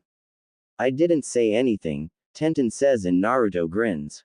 But you thought it, and yes, my bloodline can be passed to others. In fact, I've passed it on to 4 people, Naruto says and Tenten narrows her eyes. That Proctor and Kurenai sensei, Tenten says and Naruto eye smiles. Also Kiba's older sister and an Anbu named Neko. The 4 of them knew my mother, Naruto explains and Tenten gasps, as the white of Naruto's eyes bleed black. His blue eyes start to glow and Naruto opens his mouth to show 2 rows of razor-sharp teeth. I'm no longer human panda. I am a creature that haunts the dreams of men. I've become the demon the matrons used to call me. However, I gained power as the no-life duke bestowed upon me by the man who gave the last of his life to me, he says. Tenten stares at Naruto with flickering dark eyes and the blonde simply eye smiles once again. I also know about the dreams, he says and her breath hitches. My queens have been haunting your dreams and guiding you towards this conclusion. Where you would possibly ask that question. I don't fault them for it, but I prefer not force someone into this, Naruto says and pauses to look her in the eye. If you take the forbidden apple, you would gain power but you could no longer remain a part of Team Guy. You couldn't stay with your parents. You would see them. Guy, Lee and Neji is your next meal, Naruto adds. The room soon devolves into silence with only Tenten's breathing for ambience.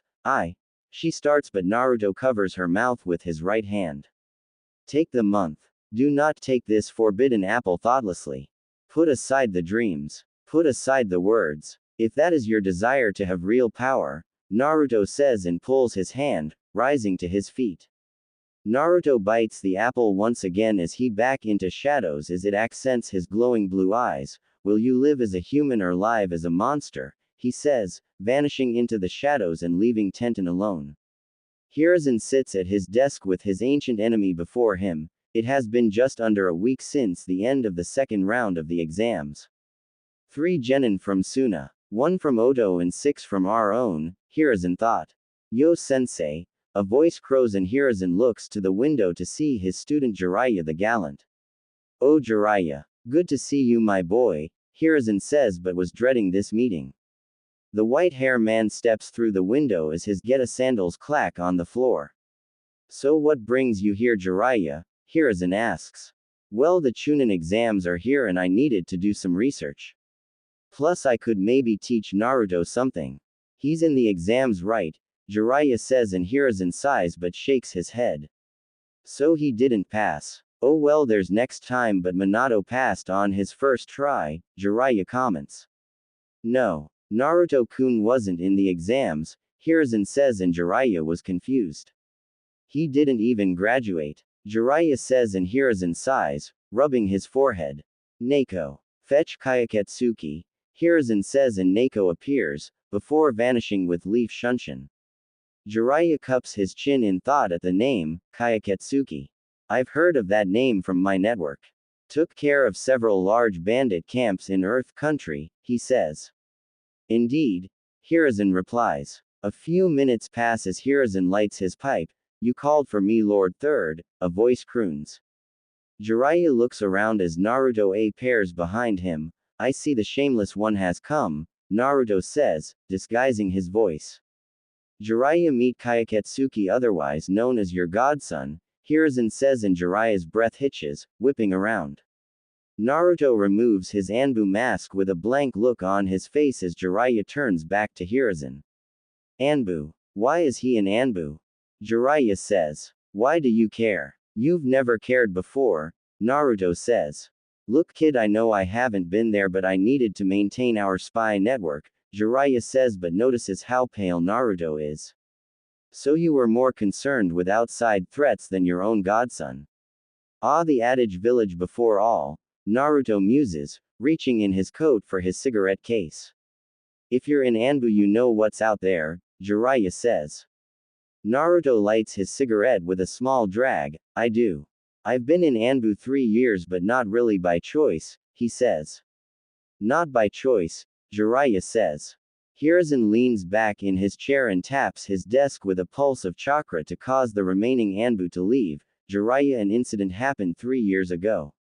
Several ninja and civilians attempted to kill him, he starts. One of the Jonin used a Doden jutsu and opened a hole to an underground cavern. Inside was being from an era-long pass. That being offered me power and I took it, Naruto continues, and Hiruzen frowns. You just took some unknown power. When you didn't know what it would do, Jiraiya says. You're right, but I was desperate. I've been treated as less than human all my life. I was kicked out the orphanage at 6 and constantly harassed by the village as a whole. So in a moment of weakness I took it and became what stands before you. The No-Life Duke, Naruto explains. No life? Jiraiya questions. It's a title. Naruto-kun is a being known as a vampire. It's a new bloodline. It gives him paler skin. Fanged canines in a hunger for blood, Hiruzen says. Naruto sighs and makes his way to the window, to keep me from killing anyone due to my new bloodline. He placed me in Anbu to feed my hunger and I climbed the ranks to captain, he says. Jiraiya didn't know what to think and took a seat in a chair. How could this happen? The prophecy, he says. What prophecy? Naruto says, and Jiraiya looks to the blonde. The toads told me a prophecy that a student I taught would change the shinobi world, Jiraiya says, and Naruto growls. So you taught my father and thought he was this child of prophecy, but he died.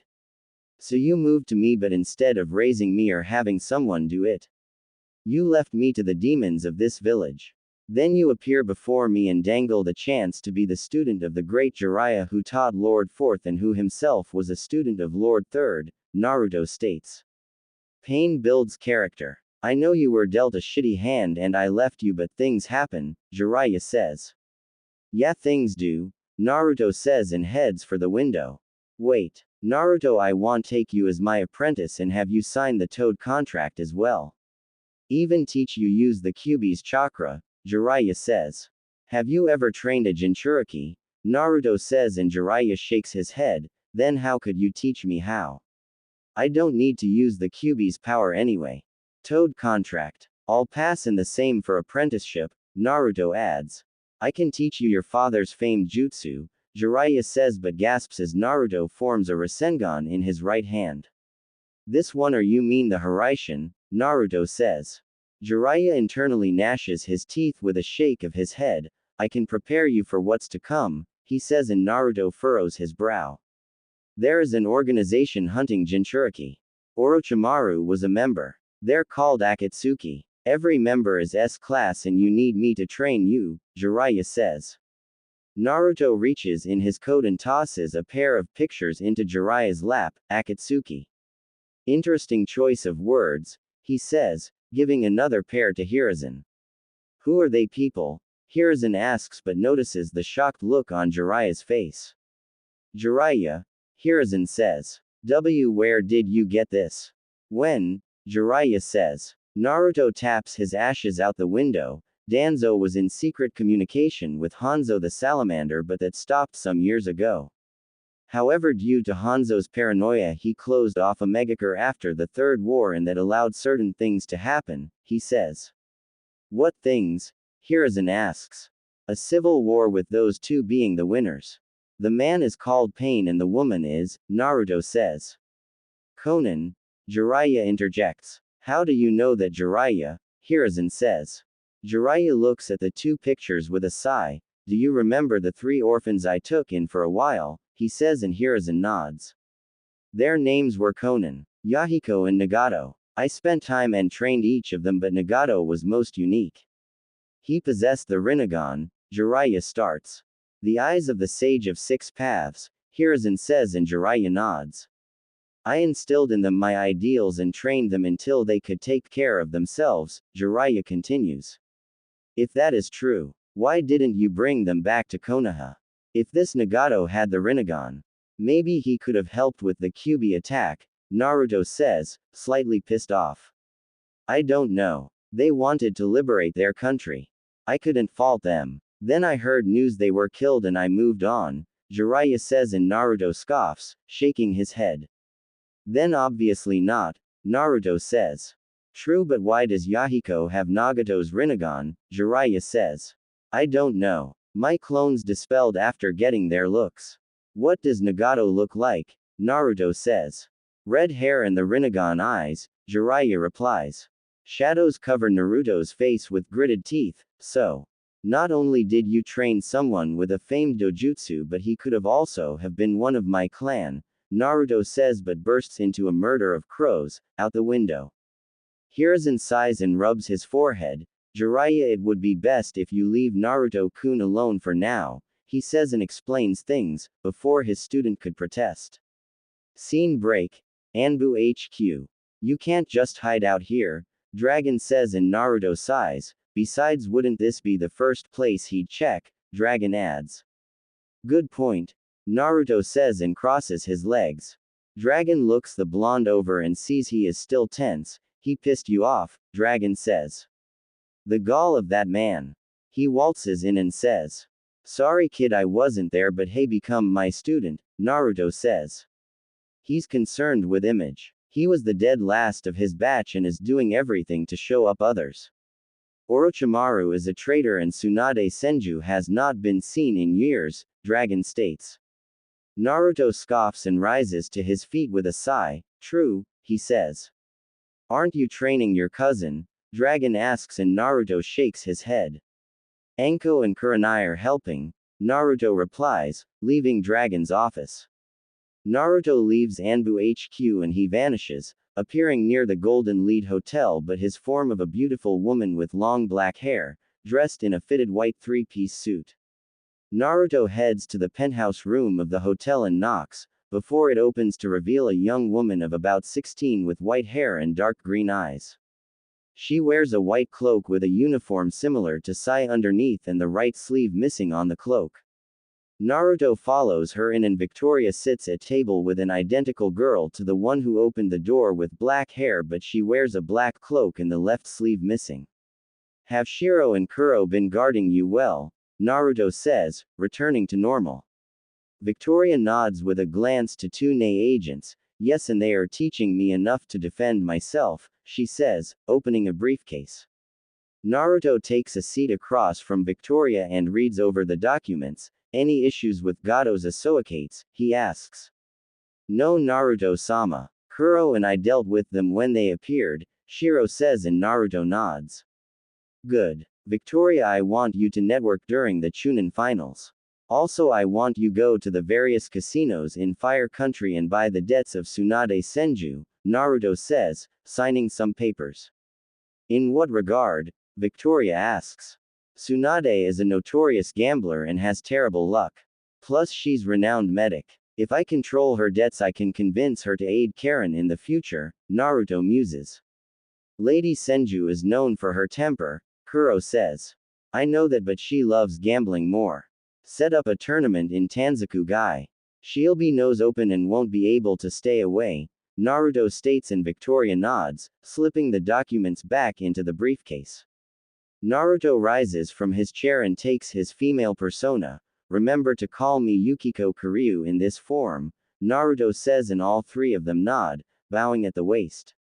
Naruto leaves the hotel and could see men looking with lust in their eyes, as he makes his way to Ichiraku Ramen.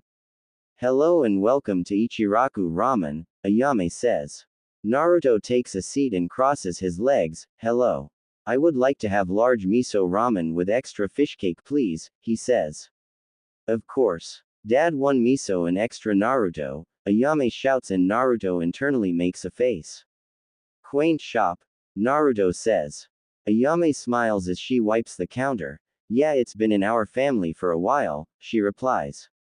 Do you think of expanding more customers to experience such a heavenly food? Naruto says. We haven't thought about. I'm content with my little shop, Tuki says, handing Naruto the bowl.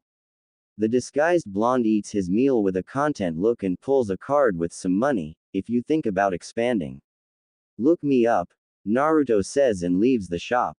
Naruto finds an alley to slip in and return to normal, before going back to Ichiraku and ordering more 10 bowls.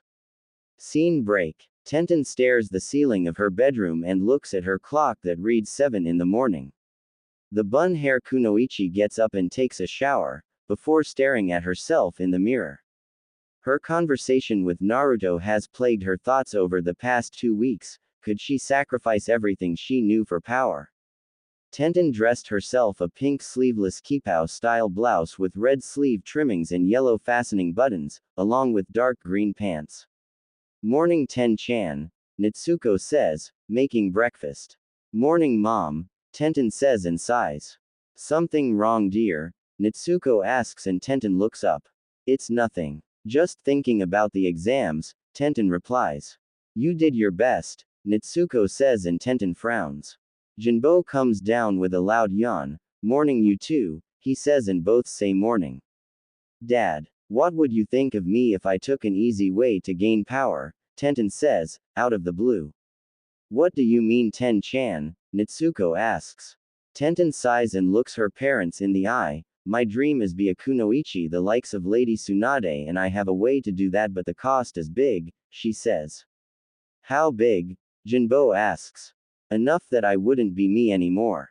I would be someone or something else, Tenten says. What does that mean? Jinbo states.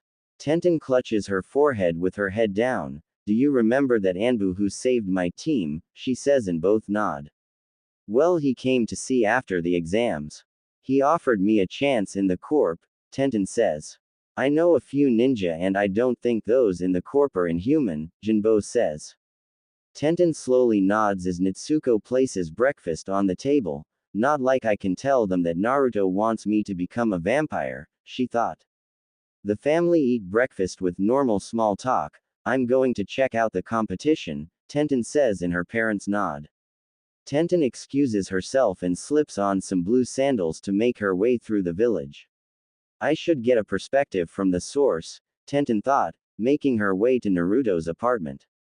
The village was bustling with activity as everyone were preparing for the Chunin finals and the important guests that would entail. Tenten soon arrives at the complex just as Karen was making her way out with Anko and Kurenai. Heya Panda, Anko says and Tenten gives her a slow nod. Can I talk to the two of you? Tenten asks and the pair of vampires look between each other, before creating shadow clones of themselves. We'll catch up Karen, Anko says and Karen nods. That's fine. See you later Tenten, Karen says and Tenten waves, turning her attention back to the pair. Can we talk in private? Tenten says. Sure. Hana's the only one home, Anko says and Tenten follows them. Kurenai unlocks the door and invites Tenten inside. What is this about? Kurenai asks. Hana looks up from her book to see the others and Tenten. What's up? Hana asks but Anko shrugs her shoulders. Tenten pockets her hands and looks the three vampires over. Naruto offered to turn me and he knows about the dreams you all gave me, she says. Do you care about Naruto? Kurenai says, sitting on the sofa next to Hana. We knew each other at the orphanage and we were good friends. Everyone called him some monster but I didn't believe it. I even cried when he was kicked out the orphanage, but we lost touch, Tenten says. Then seeing him again and saving you ignited something, Hana says, but Tenten shakes her head in doubt. I didn't even know it was him, but I recognized his sun-kissed hair. So I hounded Gai-sensei and he asked the Sandame, and I learned that Kayaketsuki were and Naruto were one in the same. However, it wasn't him but the weapon he carried, Tenten states. But the dreams changed things, Anko says, causing Tenten to slightly blush. Only because you all gave me dreams of us having, Tenten says, nearly shouting. Hana and Anko giggle as Kurenai sighs, true, but it's because we want to help Naruto. You are a precious person to him, Kurenai says. But to give up being human because I'm precious to Naruto, Tenten says. We're still human. It is just we need blood to survive. We've retrained our bodies to eat normal foods again, but we get no nourishment from it, Anko says. We can function during daylight but still have to sleep, Kurenai comments. Is it that you would hate to outlive your parents? I know I'll outlive my mom and brother, but I have a plan for that. When my mom is on her deathbed, I'll drink from her and she'll live on in me, Hana says, and Tenten takes a sharp breath. Answer me this. Why did you decide to do this? Tenten asks. The three look between each other. Naruto is the last link to our sensei Kushina Uzumaki. She asked us to protect him as best we could. Becoming like this is an extension of doing that, Kurenai says. I met him as this cute like blonde with a small fox in arms. Begging for someone to help. I did and we became friends, but my idiot brother ruined it, Hana says. Anko and I met him after his first day at the academy. A group of ninja attacked him and we stepped in. We stayed with him until he awoke, Kurenai says, rubbing her eyes at the memory. Because of our love for Kushina-sama. We love Naruto as well, Yugao says, standing behind Tenten. If you're afraid Naruto won't accept you. Don't be, Naruto will accept you, Kurenai says and raises a ram sign. Tenten gasps as she saw herself walking arm in arm with Naruto, then their wedding day, and finally her holding a baby with brown hair and haunting blue eyes. That could be a possible future, Kurenai says, dropping her genjutsu. Tenten stays stock still, but her eyes were flickering. I need to go, she says and leaves. Think she'll take the fall, Anko says. We will see. We will see, Kurenai says. Scene break. Konoha General. Gaara stares at the sleeping Lee and clutches his head as images flood his mind, from Naruto stopping him from killing Lee or people of his past. The cork of his gourd lands on the ground as sand starts to leak out as the redhead grits his teeth in pain. The sand starts to creep out and makes its way towards Lee, ready to crush him into nothingness as Gaara holds out his hand. Close that hand and be prepared to lose it, a voice says. Gaara freezes and looks back to see Naruto with his hood obscuring his face. You, Gaara hisses, as the sand moves from Lee. Naruto closes the gap and grabs Gaara by the face, before they vanish with Shunshin. The pair appear near the forest of death as Naruto brushes Gaara back and dodges his sand. You're no match for me, Kyodai, Naruto says, his eyes glowing in his hood. Gaara gnashes his teeth as his eyes flicker. Why did you stop me? He hisses. Because I felt like it, Kyodai. You're in my domain and no one dies unless I allow it, Naruto says, leaking his ki. Mother wants your blood. I will feed you to her, Gaara hisses, as his sand slinks forward. Naruto's chains burst from his back and ensnare Gaara, shocking the red head as the blonde stalks forward. Calm yourself, Kyodai. No need to bring out Shukaku, Naruto says, and Gaara's breath hitches. That's right. I know about the monster inside. Because I have a monster inside me too, and it has 9 tails, Naruto says, now inches from Gaara's face. He could hear Shukaku screaming for him to kill Naruto, but his body wouldn't move. I will not let you destroy my existence. I will kill anyone who tries, Gaara hisses, with a wild look on his face, and Naruto throws his head back for a laugh. Ha ha ha ha. Excellent, Kyodai. I'm tempted to ask the Hokage to demote me so I can face you in the finals, Naruto howls, letting Gaara go and vanishing. See you later, Kyodai. I look forward to the day I rip you apart and drink your soul, Naruto says on the wind. Gaara clutches his head and vanishes with Sand Shunshin, to find his siblings. Scene break. Naruto lands behind Hiruzen on a stone pillar as a group of children look up at him along with Iruka. Who are you? Konohamaru shouts. Naruto grabs the sides of his coat for a curtsy. I am Kayaketsuki and Lord Third's shadow, he says. Shadow? One girl says. Hiruzen smiles with his pipe in his hand and nods, yes. Kayaketsuki is one of the many shadows that protects our home. Now then, Iruka, continue on with your class, he says and leaves, with Naruto following him.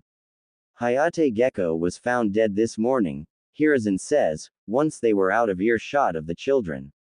Orochimaru? Naruto asks. We do not know at the moment, but I have all the Jonin on guard, Hiruzen replies. Naruto sighs internally with a look to the sky. Yugao will be sad. Hayate was a friend, he muses. Indeed. I want you prepared as well, Hiruzen says and Naruto nods. Where's Jiraiya? Naruto asks. Research. Naruto, you can't avoid him, Hiruzen replies and Naruto scoffs, as they reach Hiruzen's office. I can and will. Give him a taste of his own medicine, Naruto says and Hiruzen sighs. I won't get in the middle of this, but I urge you to talk to him, Hiruzen says and clears his throat. Now I've decided not to announce your status to the village as a whole, he says. That's actually fine. Let the councils do it. I'm sure you'll tell the daimyo, Naruto says and Hiruzen nods. I'm sorry about this, Naruto-kun, Hiruzen says and Naruto waves his hand.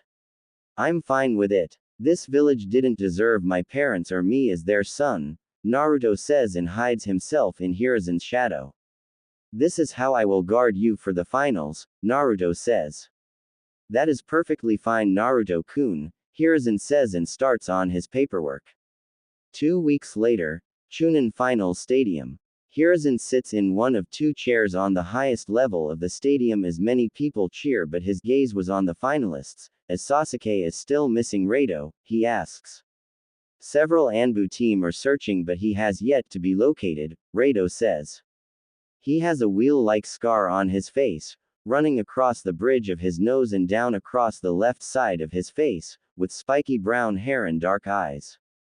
He may have fallen to Orochimaru, Rado says and Hiruzen slowly nods.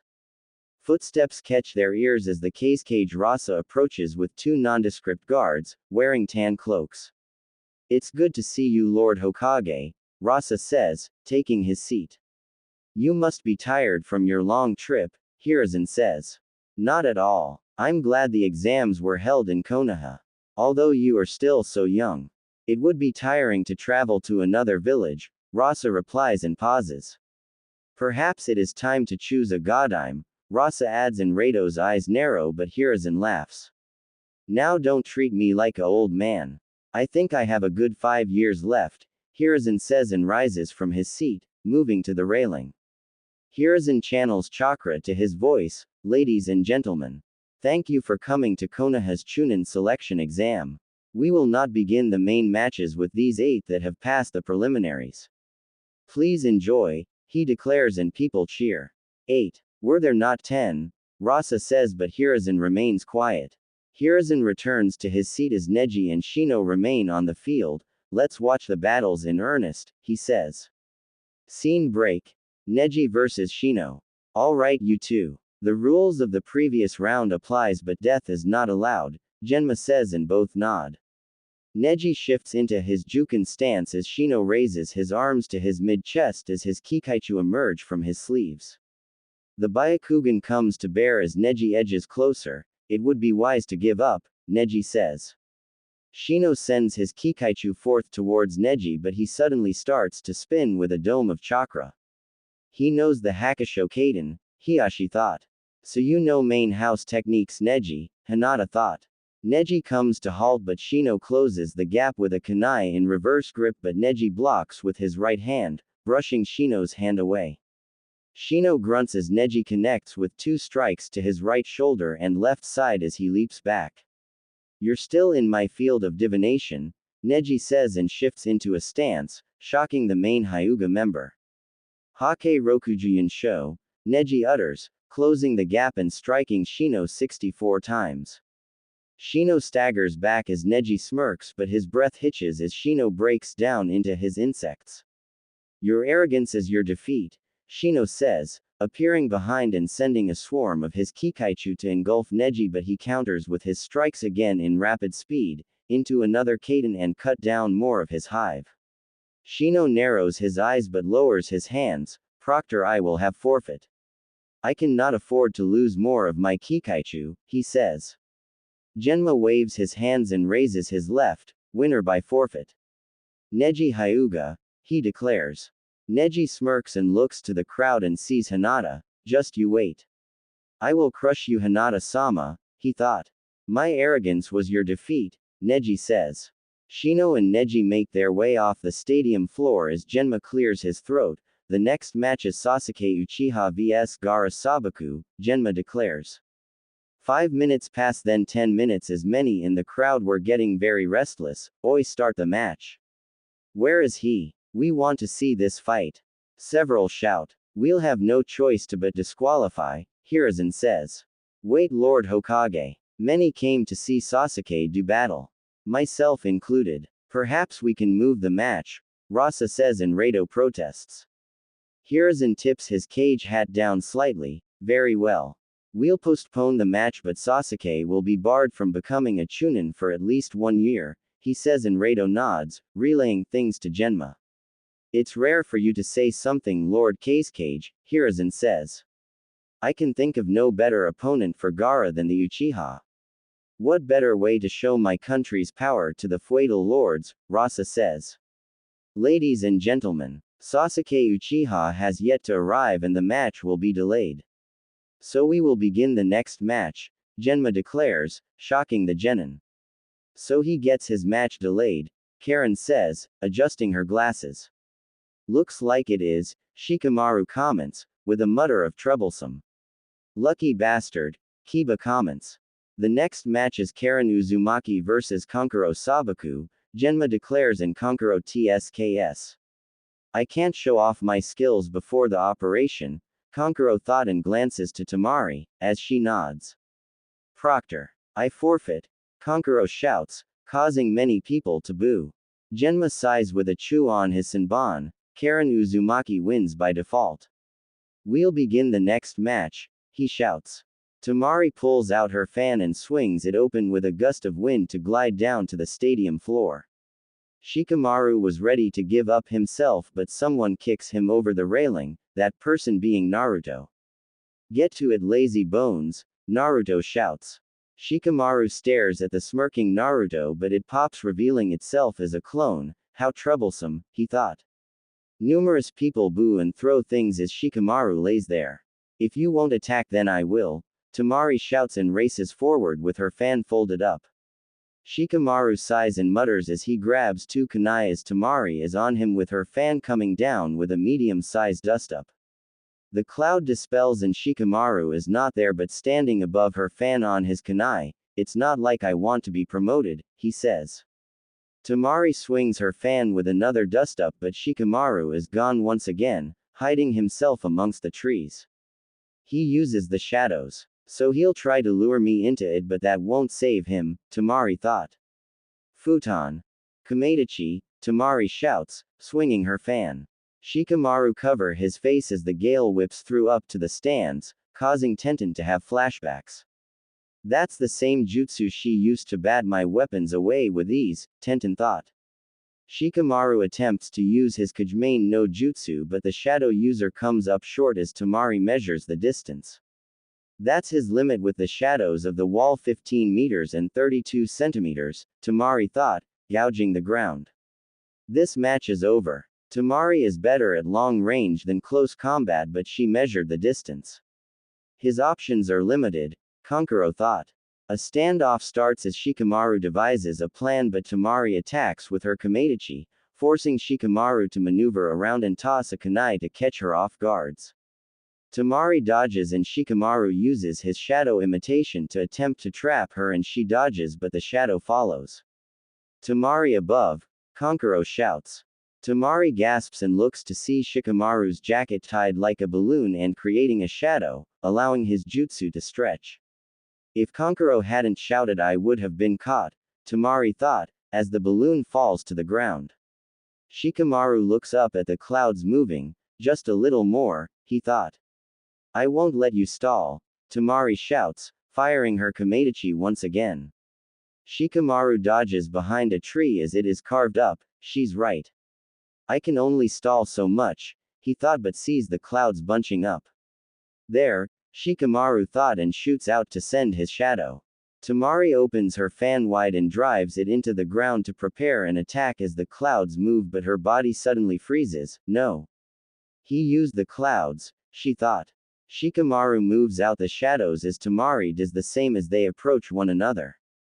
Looks like the clouds were on my side, Shikamaru says and raises his hand, causing Temari to do the same. A great many were completely invested in the match but were disappointed as Shikamaru gives up, making many scream and shout. Winner Temari Sabaku, Genma announces, as many shout.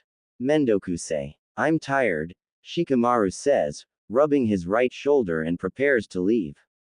However suddenly a swirl of leaves form as Sasuke and Kakashi appear back to back, causing the crowd to cheer wildly. Sorry we're late, Kakashi says. You're lucky. Hokage-sama delayed your match but the Uchiha can't compete for a year because of it, Genma says. What? Sasuke hisses but Kakashi pats his shoulder.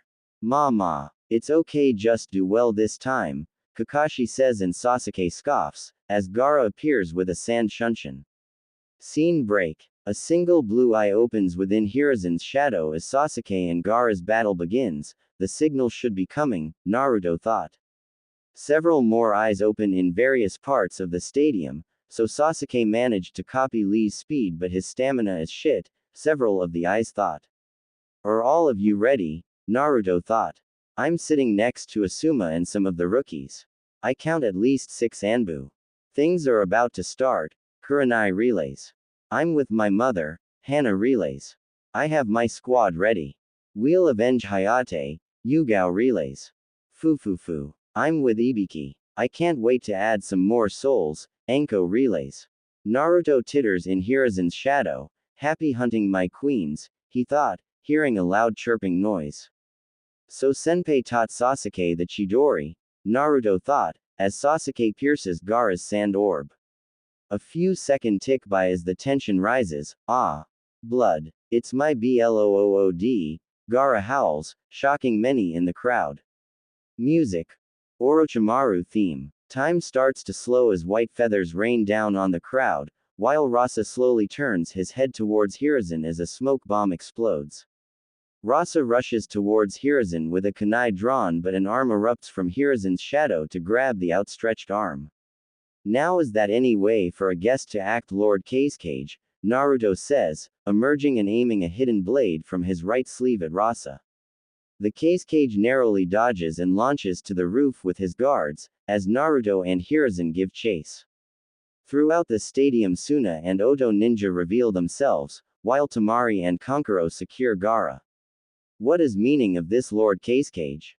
Hiruzen questions. The two guards reveal themselves as the sound 4 and take the 4 points of the roof, Ninpo, Shishi Engine, the 4 shout, creating a barrier around the 3 and a second around themselves.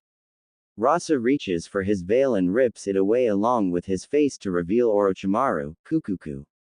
I was hoping to steal Sasuke-kun in the chaos but no matter, he says. Kayaketsuki support me, Hiruzen says and rushes forward, weaving signs. Ninpo. Kawara shuriken, Hiruzen shouts, firing the tiles like shuriken. Orochimaru dodges with a leap and sends snakes from his sleeves but Naruto slices them to pieces with his Chikudo. Hiruzen uses Naruto's left shoulder as a springboard as Orochimaru changes his tongue into a snake to bite him but the cage turns to mud. Doden. Doryu Taiga, Hiruzen shouts. The ground under Orochimaru turns to mud and washes him away, but the snake Sanin flashes signs, but Hiruzen counters. Doden, Doryuden, Hiruzen shouts. A dragon of mud forms and fires several mud bombs, but the Hokage adds flames to it, catching his traitorous student on fire. He combined earth and fire, one Anbu named Monkey says. As expected of Hokage-sama, a second named Frog says. Enough games Orochimaru, Hiruzen says, as Orochimaru rises from the tiles with a smirk on his face. Hiruzen tosses off his robes and cage hat to reveal his ninja gear of a black jumpsuit, with mesh segments over the lower portions of his limbs, and a green gauntlet that covered much of his right arm. He also has a Kabuto armored hood with a bandana like Hitai with 2 long straps. Finally ready to cut loose Lord Third, Naruto says, as Orochimaru tosses off his robes. The tension starts to ramp up as both unleash their chakra outward and cracking the tiles on the roof. Kukuku. I won't go easy on you, sensei, Orochimaru sneers, shifting his gaze to Naruto. I'll need to distract him, Orochimaru thought, as master and student rush forward. Hiruzen unleashes the cage shuriken jutsu as Orochimaru flashes signs and slaps his hands together. Kuchios, Edo Tensai. He shouts. A coffin rises from the roof as a second does the same. We must stop those coffins, Hiruzen shouts. Naruto grabs his shuriken and does the cage shuriken as the third coffin rises, but it halts as shuriken slams into the wood and it sinks. Seems the third wasn't viable, Orochimaru thought. The lids of the coffins clatter on the roof to reveal the bodies of Hashirama and Tobirama Senju. So what will you do now, sensei? No, Lord Third Hokage, Orochimaru sneers. The 2 former cage slowly step out of the coffins with both look cracked and pale. It's been a long time, Saru, Hashirama says. Ho, you've gotten old, Sarutobi, Tobirama adds. Naruto tosses off his coat as Hiruzen stifles his tears. Indeed it has, senseis, Hiruzen says. Saru, that Anbu. I sense the Kyuubi inside him, Tobirama says, and Hiruzen's breath hitches. Naruto's shoulders starts to shake as he reaches for his Anbu mask. I guess nothing escapes the senses of the great second Hokage, he says, tossing it aside. Kukuku. So Naruto-kun, you intend to continue interfering, Orochimaru says. Naruto grins to show his fangs. Of course, Snake. Anko has called for you to die, and as her man I intend to do just that, he says.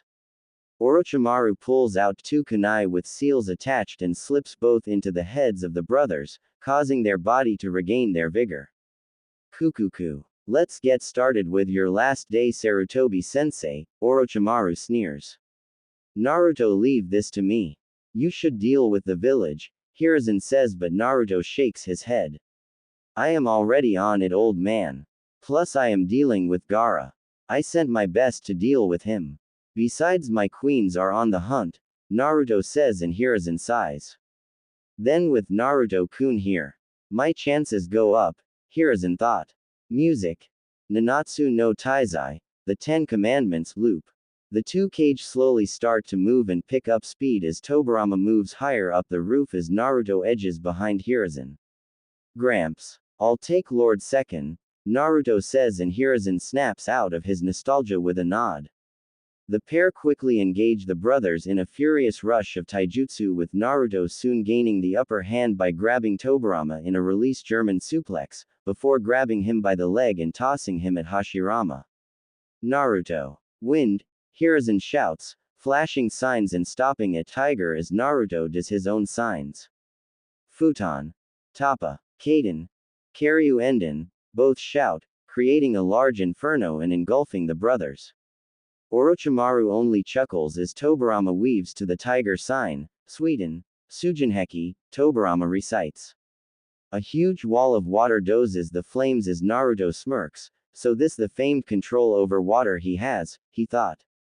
Tobirama then slaps his hands together as water forms around them. Sweden. Sushoha, he declares.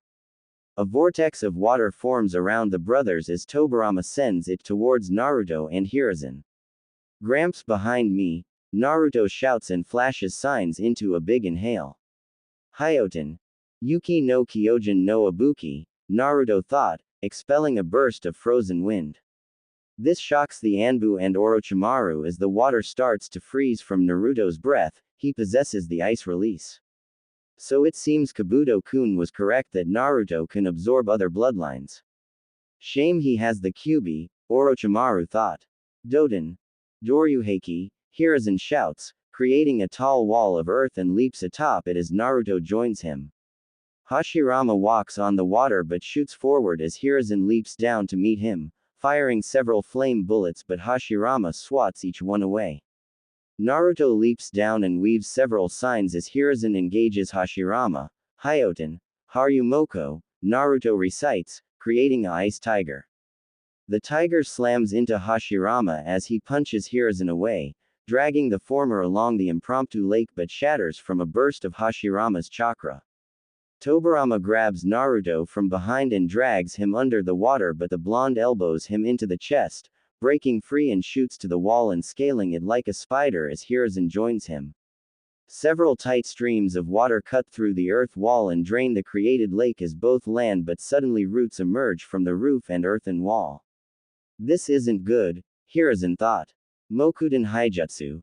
Jukai Koden, Hashirama declares. Naruto gasps as a literal forest erupts from the roof, but the vampire sees this as an opportunity as Hiruzen reins in his breath. Kukuku. You look so old right now, Sarutobi-sensei. It is good that I will longer age. Orochimaru sneers and rips his face away, revealing a young woman's face. What have you done? Did you complete that forbidden jutsu? Hiruzen shouts. Orochimaru throws his head back with a wild cackle as the forest hides them from the other Anbu. If you're done grandstanding, I think it is time to end this, Naruto shouts, placing his hand on Hiruzen's shoulder. Kukuku. Do you think you can against the might of the first two Hokage? Orochimaru sneers and Naruto grins. To stop the Edo Tensei, I need to take you down, Naruto shouts, forming a Rasengan in his right hand. Ho, you know Minato's famed jutsu. However, it is useless if you can't get me, Orochimaru says. Naruto reaches into the pouch on his lower back and pulls out three familiar-looking kunai, causing Orochimaru's eyes to widen in horror. Stop him, Orochimaru shouts and the Senju brothers rush forward. Naruto tosses the tri-prong kunai forward but throws up a half-ram sign, kunai kage bunshin no jutsu, he says. The three kunai become a dozen as Naruto vanishes in a flash to each one, before appearing above Orochimaru. Odama Rasengan, Naruto shouts, his Rasengan growing larger and engulfing the snake Sannin. A pair of arms burst from Naruto's back and weave signs, Mokuden, Jubaku Iso, Naruto adds, as black wood tentacles burst from the ground and capture the Senju brothers. The giant Rasengan continues to grind Orochimaru into the tiles, but with scant white flames starting to emerge on it, causing the Sannin to scream in pain. Still not enough, Naruto thought, as the Rasengan explodes. Naruto lands with his arm burned and smoking as the barrier starts to come down but sees Orochimaru has vanished. Slippery snake, he hisses. Song ends. Scene break. Anbu after him. Hiruzen shouts. The Sarutobi patriarch then turns his attention to the bound cage with a saddened look on his face. We should release them, Naruto says but tilts his head. Then Orochimaru could summon them again, he adds. Then what do you propose, young one? Hashirama says. Naruto bends over to touch his knees as his veins become pronounced, causing Hiruzen to gasp as Mizuki and Jiro slowly emerge from his body. Do it, Naruto hisses. Mizuki and Jiro each weaves the same signs as Hiruzen recognizes them. That is the sequence, Hiruzen says. Fuinjutsu. Shiki Fujin, both declare, slapping their hands together. A dark chill erupts around as the looking figure of the Shinigami appear with his billowing white cloak. It starts to mutter words as black words scrawl across its arms before piercing the souls of Mizuki and Jiro. The pair scream in agony but do as ordered and grab the Senju brothers, before the Shinigami's hand pulls on their souls. Sarutobi. Forgive us, Hashirama says. We've caused a great deal of trouble, Tobirama adds and Hiruzen tears up. The bodies of Senju brother turn white and break down to reveal the corpses of Zaku and Kin. He even sacrificed his own men, Hiruzen says. The Shinigami start to fade away but shifts its gaze to Naruto, before vanishing as Mizuki and Jiro break down as well. Enjoy the Shinigami's stomach. Mizuki-sensei. Naruto sneers, falling on his rear. So you both the Hiraishin and the Shiki Fujin, Hiruzen says. Naruto looks up at Hiruzen but then to the sky. The counter-attack should be beginning, he says. Yes it should, Hiruzen says, as Naruto rises to his feet and conjures his Anbu mask. Orders Lord Third, Naruto says. Drive these invaders from our home Kayaketsuki, Hiruzen orders and Naruto bursts into a murder of crows. Scene break. Kurenai sees the crows fly from the roof as a hawk cries, that's the signal, she says, standing with the other Jonin. Yosh, it is time to counterattack, Guy shouts and the Jonin vanish, with Kurenai breaking down into rose petals. A few minutes later a group of Suna ninja stand on a building as rose petals land around them. What is this? A kunoichi says, kneeling down to pick up one. Strangled screams erupt behind her and she quickly stands to whip around, seeing her comrades dead. She takes a hesitant step back as Kurenai stands opposite her with her ruby eyes glowing, causing the kunoichi's eyes to dim and slowly approach Kurenai. The kunoichi loosens her vest to show her neck, before Kurenai snakes her right around the kunoichi's back and swiftly bites her neck. The kunoichi doesn't struggle as her gray eyes weakly flicker and her movements slow until her body goes limp as Kurenai drops her. The kunoichi's body soon become rotted and eyes blank, before slowly moving but Kurenai sends a kunai into her head and she turns to dust. Kurenai turns to several kunai piercing her body with the last hitting her between her eyes as she collapses on her back. Several Oto ninja were standing with weapons in their hands. Did you see that? One says. It was like she was drinking her blood, a second says, confused. The leader of the group approaches Kurenai and kicks her leg, before squatting down but Kurenai rears up and rams her right hand through his chest. The Oto ninja quickly go on edge as Kurenai rises to her feet with her hands still through the Oto Jonin but her porcelain skin is a dark brown, 2 long horns were coming from her raven hair. Her red eyes were now a glowing purple with her sclera a black void, her teeth were barred and her fangs were long and sharp past her lip. You are food, nourishment, I will hunt you, then I will devour you, Kurenai hisses, ripping her hand free and licking it with her now serpent tongue. The Oto ninja slowly take a hesitant step back but Kurenai weaves signs, Megan, Kyofu no Mi, she hisses, as her body vanishes before their eyes. The Oto ninja look around but all of them gasp as the area turns black and eyes open among the darkness, before all sorts of images erupt and bring death upon the Oto ninja. Kurenai watches all of them collapse with the looks of fear and death etched on their faces. Kurenai pulls the kunai from her forehead as the wound seals, before doing the same to the other kunai. Dai Konoha scum, several voices shout and Kurenai slowly turns, before exploding into ravens and cutting down the Oto ninja to move outward from the exam arena.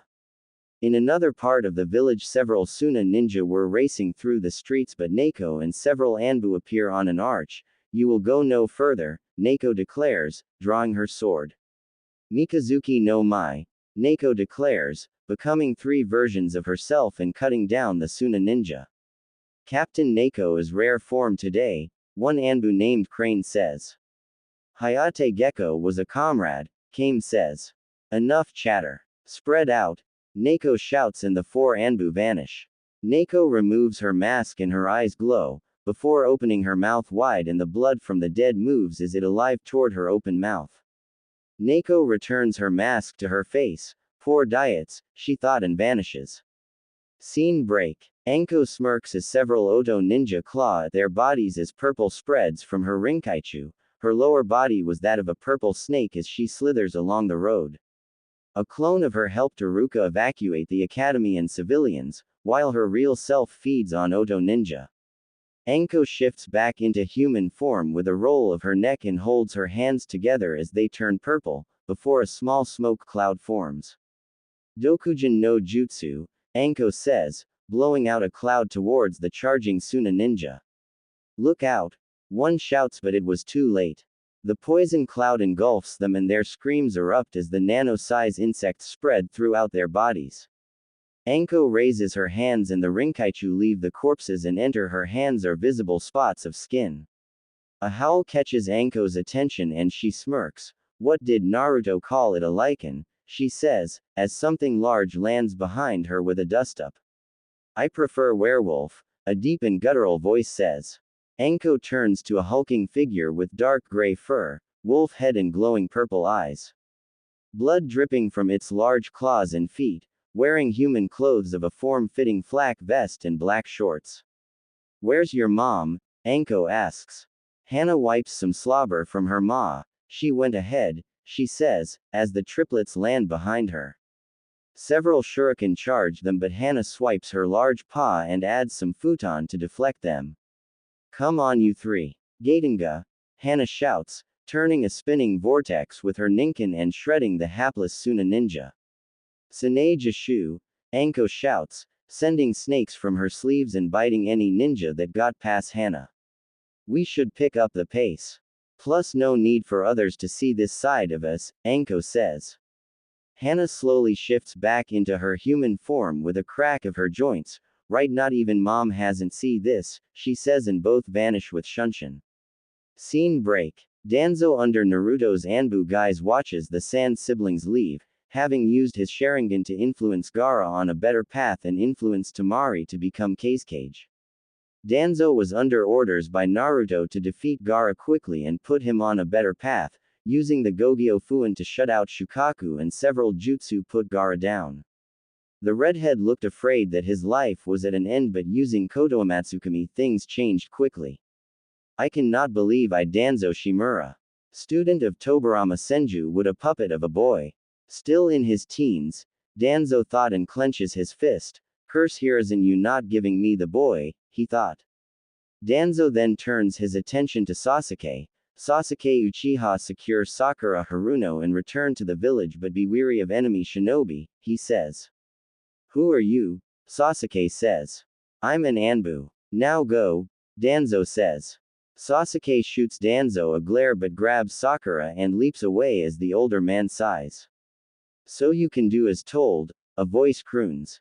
Danzo turns to be hit by several crows and cover his body until Naruto reforms around him. Good work, Danzo, Naruto says, rolling his neck. The day ended in Konoha's victory as Oto and Suna retreated in earnest. Many lost their lives in the invasion, but Konoha did not fall. A week passed and a mass funeral was held for who died. Naruto and his queen stayed on the fringes of the funeral with Kurenai, Hana and Anko interacting with other Jonin and Genin, while Naruto and Yugao performed their Anbu duties.